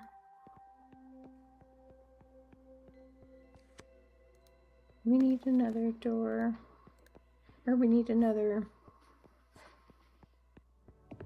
candle. It's getting close to having to take a break. Well, it's getting close to calling it a night, but maybe go for another 20-ish minutes. Girl shrinks back into her bed. Your appearance seems to frighten her. Don't be afraid, I'm just the new janitor. I look like this because I never listened to the other grown-ups. The girl lets out a test giggle. Have you heard any rumors about the undead in the walls? No, there are no friends in the walls. She rolls around to look at the fireplace and then back at you. Friends? What the heck was that? Why did you look at the fireplace? Is there something there? The girl shakes her head frantically. There's definitely something there. We should check it out. Heat from the fireplace assaults your face. It's so stuffy in here in the summer. Why would the fireplace be lit? Above it, you see a symbol that looks like a lion. I wonder what that means. Angry flames burn in the fireplace. Papers on your head start to curl up from the heat, and sparks are flying dangerously close to you. You can't see anything beyond the bright flames. You can't make out anything through the bright flames, but you suddenly hear far-off voices. What's this? How did they get here? There's someone there. Hey, can you hear me? Silence. All you hear is the pop and crackle of the unburnt wood in the fireplace. I don't know how, but we need to get inside. It's just a fire. You have a bucket of water. Put 2 and 2 together and you'll have an unlit fireplace. A stream of murky water flows straight into the middle of the fireplace. Flames spark and hiss, but don't go out. It's just so the fire is absorbing the water with no consequences. It's a gas fireplace. Clearly something fishy about the fireplace. I'll give you a hint. There's a spell on it. You can't put it out with water. Well, what can I use? Actually, anything you want, as long as it's not water. How about a fire extinguisher? A who? Never mind, I think there's one in my building. I should go back to reality and check.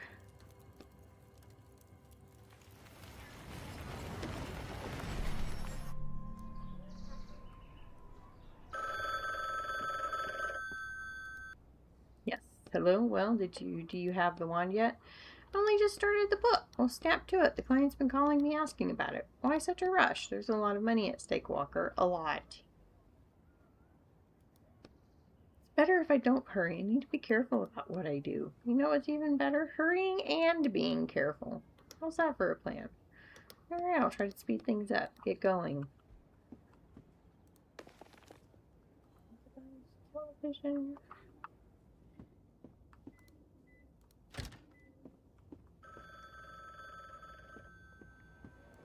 Oh, go away.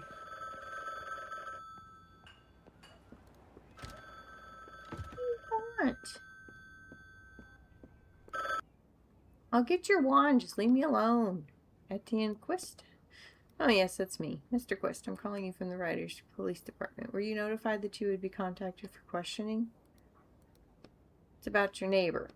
Old Henry? Can't reveal his name over the phone, but it's not anyone named Henry. I'm talking about the man who lived on the first floor of your apartment building. What do I have to do with it? Or the Riders Police, for that matter. Didn't you know your neighbor was a writer? What? So you never talked to him? No. All this time he was a writer? He recently finished working off a sentence, became a free rider once again. However, a few days ago he was found. I think it will be more appropriate to discuss these details in person. When are you available for a visit? I don't really have time for that right now. How about noon tomorrow? That works. We'll see you then. Mm-hmm.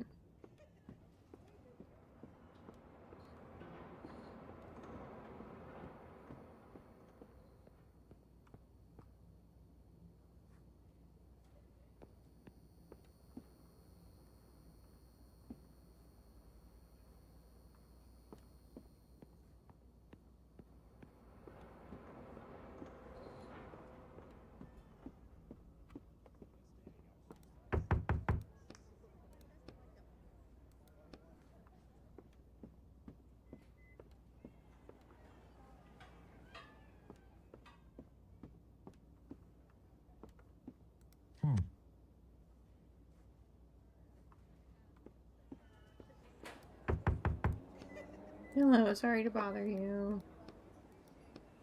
Excuse me, I really need the key to the storage room. Please, I can hear that you're in there. Need the fire extinguisher, but it's locked inside a case. Trying to help you too. Time is running out. We're all gonna burn alive.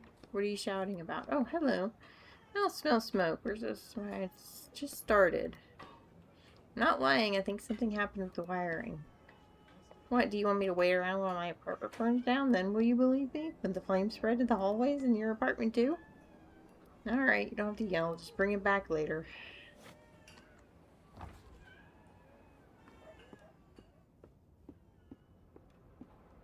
Ugh.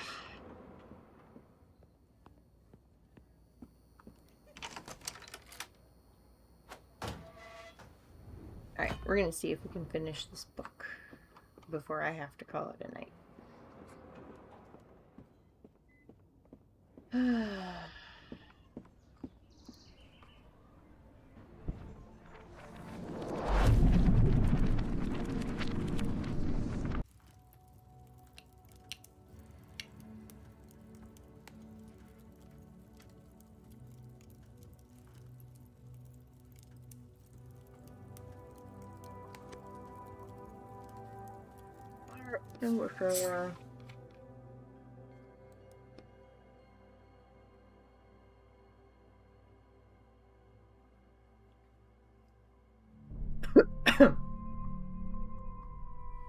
How's that for you? An enchanted fireplace? Ooh. This one's kind of interesting.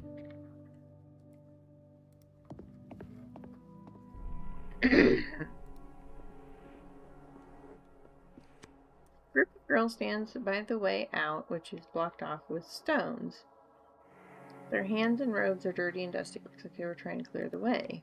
Hey, what are you doing here? Girls turn sharp. Quiet, one of them whispers through her teeth. Shut up. Suddenly you hear a noise behind you. You turn and see 4 dark silhouettes that are twitching unnaturally in the semi-darkness. Great, they heard you. Now we have to fight. Are those the undead in the walls that I've heard about? Yup. Stand back, I'll deal with them. What a combat-ready janitor we have. We can take care of this ourselves. We're from Baratus. From where?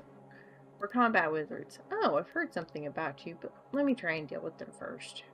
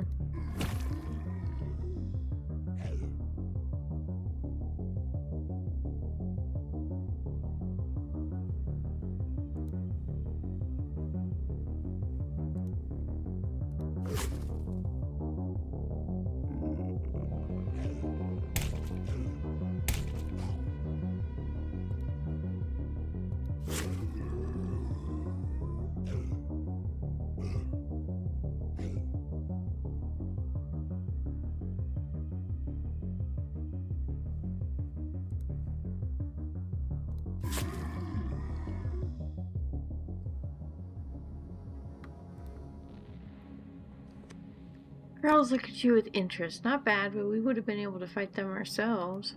That crazy girl brought us here to check out the abandoned classrooms, and then she locked us in. And these undead started coming out, but we, unlike some people, know better than to go around yelling and they didn't notice us. I think we need to have a serious talk with that girl upstairs. We do too. The wand? Oh, of course something interesting happens when we're stuck down here. So someone finally nabbed Cornelius's wand. Ah, yeah, someone nabbed it. We've been here since this morning. There's literally no way we could have taken it. Makes sense. That's one less suspect for us. Totally fine. We're just gonna catch our breath and head back upstairs. Don't hang around here. There might be more of those things. If I hang around here too long, I need to get back to searching for the wand.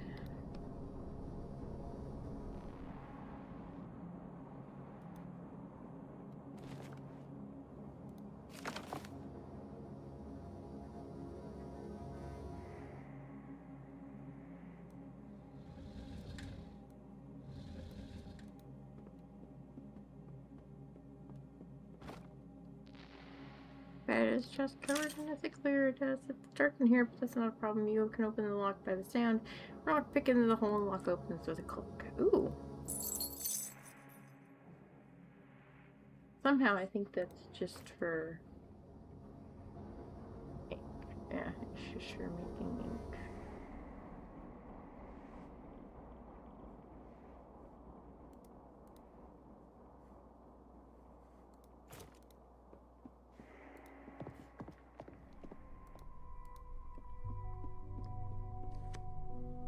The girl, since I was only rocking back and forth, tell me what happened. The girl instantly burst into tears. I just wanted to feed my friends. Feed? Friends? Did I hear that right? She wanted to feed the other girls to those creatures? Found them in an abandoned dormitory and they didn't do anything bad to me. I just wanted to do something to help them. Help. Wait, hold on. These definitely aren't the characters we should be helping now. Did you use Cornelius's wand where he's dead? What wand? What are you talking about? Cornelius's wand. Girl looks at you in confusion. Another bad student who doesn't even know anything about her own school. Never mind. Seems like she's not our client. Let's keep looking. I think the girl will be fine. Where are you going? And what happened to the girls downstairs? They're alive and really angry. If I were you, I would hide.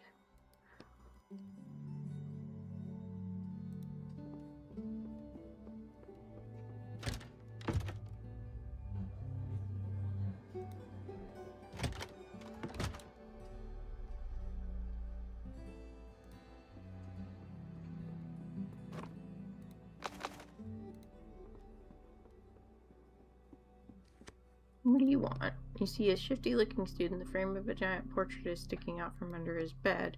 What's that you've got there? Nothing? It's none of your business. Decided to steal a painting from the school? Student looks at you sullenly. What's with the picture? I said get lost. It's none of your business. Alright, no one else has to know. Did you find something interesting? What's the deal with the painting? Student looks around nervously. Marty swore this painting would open some kind of secret cache. Guy in my guild, he came back one evening with the painting all scared and asked to go home right away. I think someone or something bit him. You have to hang the painting somewhere, but he didn't say where exactly. So he didn't see the huge space in the wall of the main hall where a portrait was clearly missing. How about I go find where to hang it myself? What if there's something value in there and I miss out on it? What if there's something dangerous in there? You can deal with it yourself. Fine, tell me what you want for change for the picture. Now you're talking. Get me a strong drink. You want me to get drinks for underage kids? I'm 25.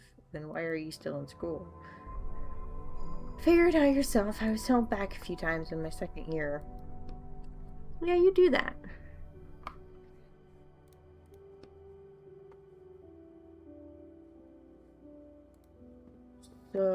So I need to find a drink.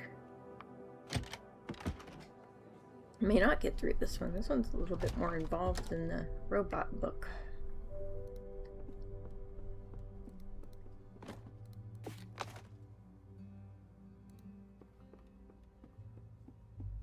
Other girls should be back by now. Oh, that's the ones that I think I just went down there and saved. So... Okay, I'm gonna jump downstairs. Hey, how's it going? Have you found anything out yet? I found about the undead in the walls. Yeah, did you learn anything? They really do exist. This one girl made friends with them and she tried to feed them some of the other girls. What? That was my reaction too. What am I supposed to do about that? A lot of people might have been exposed to ammonia gas. He trails off deep in thought. I'll tell the headmaster about the girl and the undead. I'm sure they'll be interested to hear about that. Thanks. At least we have one suspect less now. Did you find out anything else? Ooh.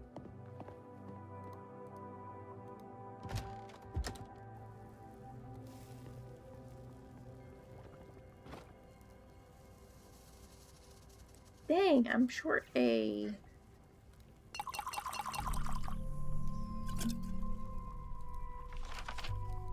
I'm short a crowbar part. So...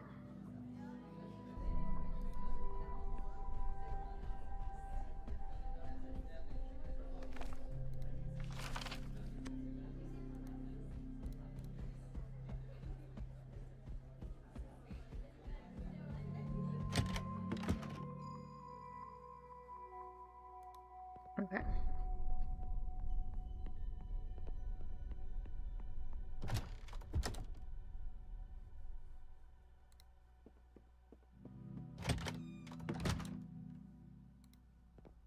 First of all, let's get some water.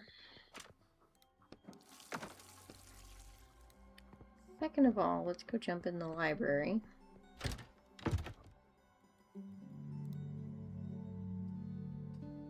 Turns out my neighbor was a writer. Your neighbor, the one who lent you the sledgehammer? No, not that neighbor, the one who lived on the first floor. I've never actually met him. Made you remember him? Did you invite him? No, I got a call from the police. They said something happened to him and they want to ask me some questions about it. Well, hopefully it's just a formality and nothing serious happened. Client asked me to make this a rush job. Whatever buyers he's found for the water, apparently important people. Well, we wouldn't want to disappoint your client, that's for sure. How do you know him? One of my former partners worked with him. He called him the Collector. What happened to you? Did you fail a job? I don't remember. I can't imagine it was that long ago, right? To be honest, the longer we work together, the more I forget. About my book and about my former partners. Seems like you're losing your connection to your book since you've been separated from it for so long. That's bad. You really should hurry with this job. Character stole the wand before we could, but who?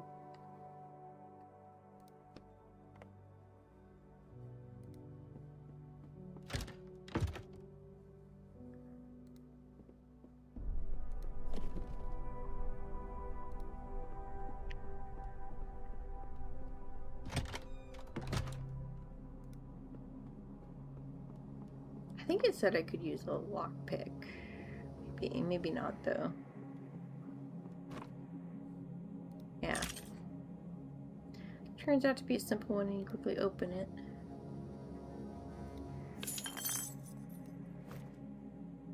Yeah, okay. That wasn't worth going after.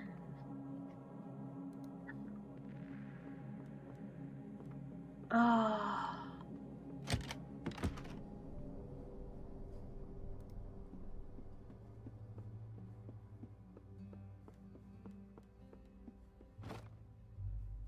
I gotta find the last candle. And to light all the magic candles, they shouldn't be far from the door, I think.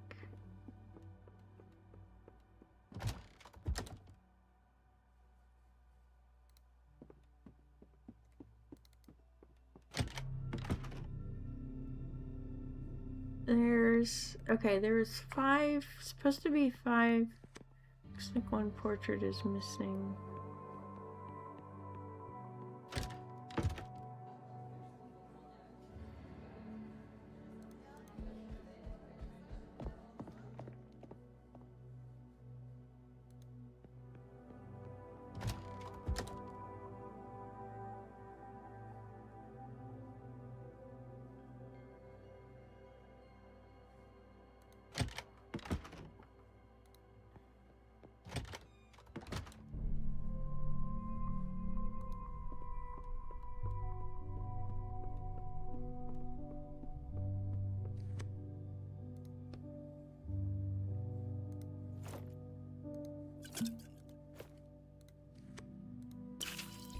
Jumps from your finger, disappears, and there's a click and the door opens. There it is.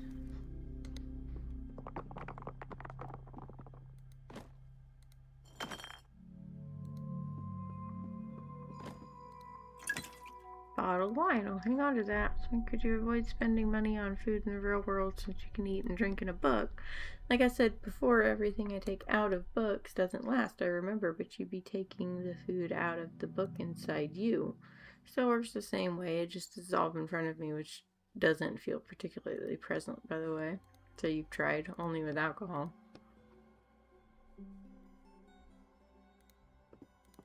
Okay.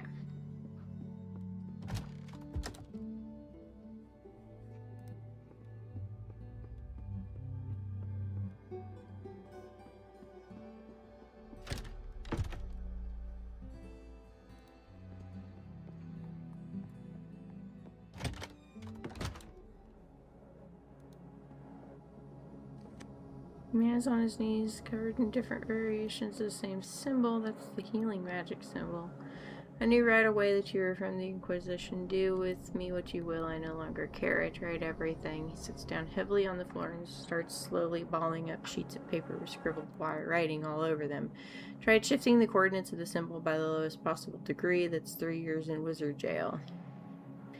New piece of paper. I tried using regeneration magic on the symbol. That was stupid, I admit. I have no idea what I hoped would happen.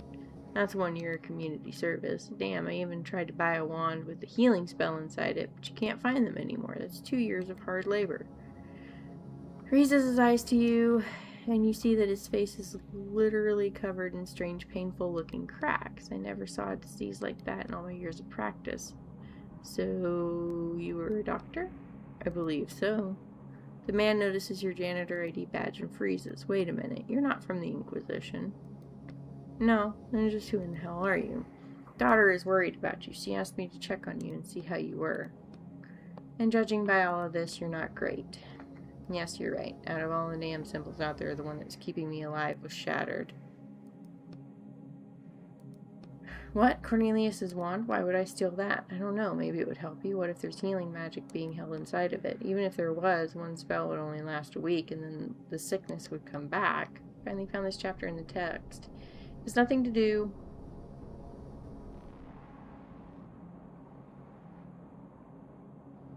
With the wand, he's a made wizard who dies at the end of the book. Just if she doesn't see me like this, tell her I left the school and nothing else. It's no use. Clenches his teeth and convulsions pass through his body. And this is a process that affects a rare type of wizard. They call us made wizards since we weren't born with particles of magic in our blood. We obtained that blood through artificial means, and now my body is rejecting that blood, and there's nothing that can suppress the reaction. Can't you just drain the magic blood back? It's been inside me for 37 years. I can't get rid of it that easy. My whole body is infused with magic, and now I'm going to pay for that. Are you sure it won't be easy even with ink? Slowly approach him and sit down next to him. I'm not sure anything useful will happen with these shackles on me. I can't go on. I'm sorry. I understand.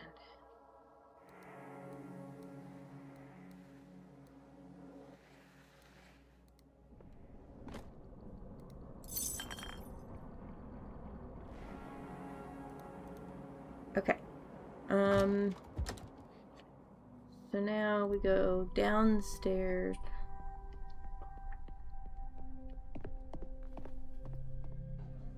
To the dormitory. This dormitory.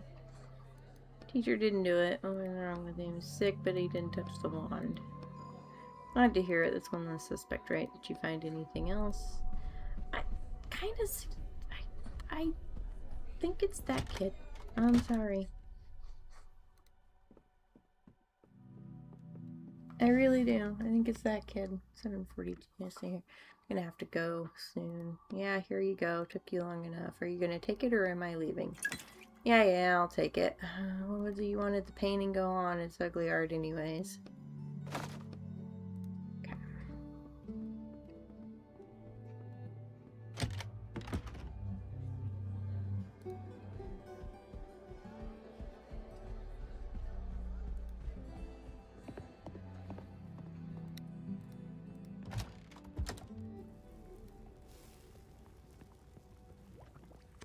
Find out what's wrong with my father? What do you know about mage wizards? They're the dumbest people imaginable. Why are you asking? You should live with what you're given. Why mess with magic if it's not meant for you? I don't understand those people. Why? What's wrong with him? He has some serious health problems. We'll leave it at that. I'll decide for myself if I want to see him or not. Where is he? Drawer with the candle emblems on it. He's in there. Unfinished potion and runs out of the basement.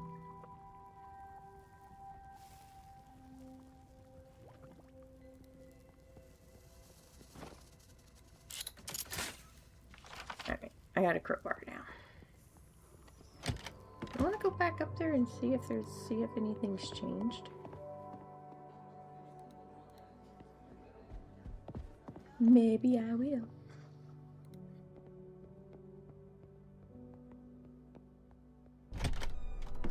And then I'll save the painting for...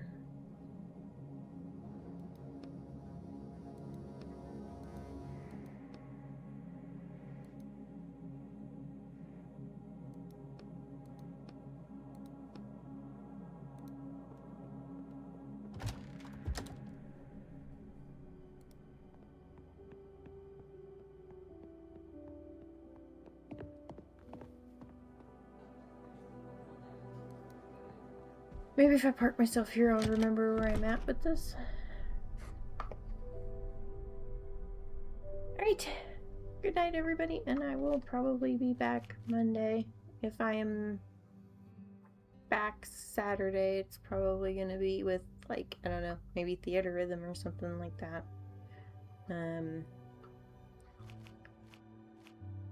Have a good night. And we will catch you all later.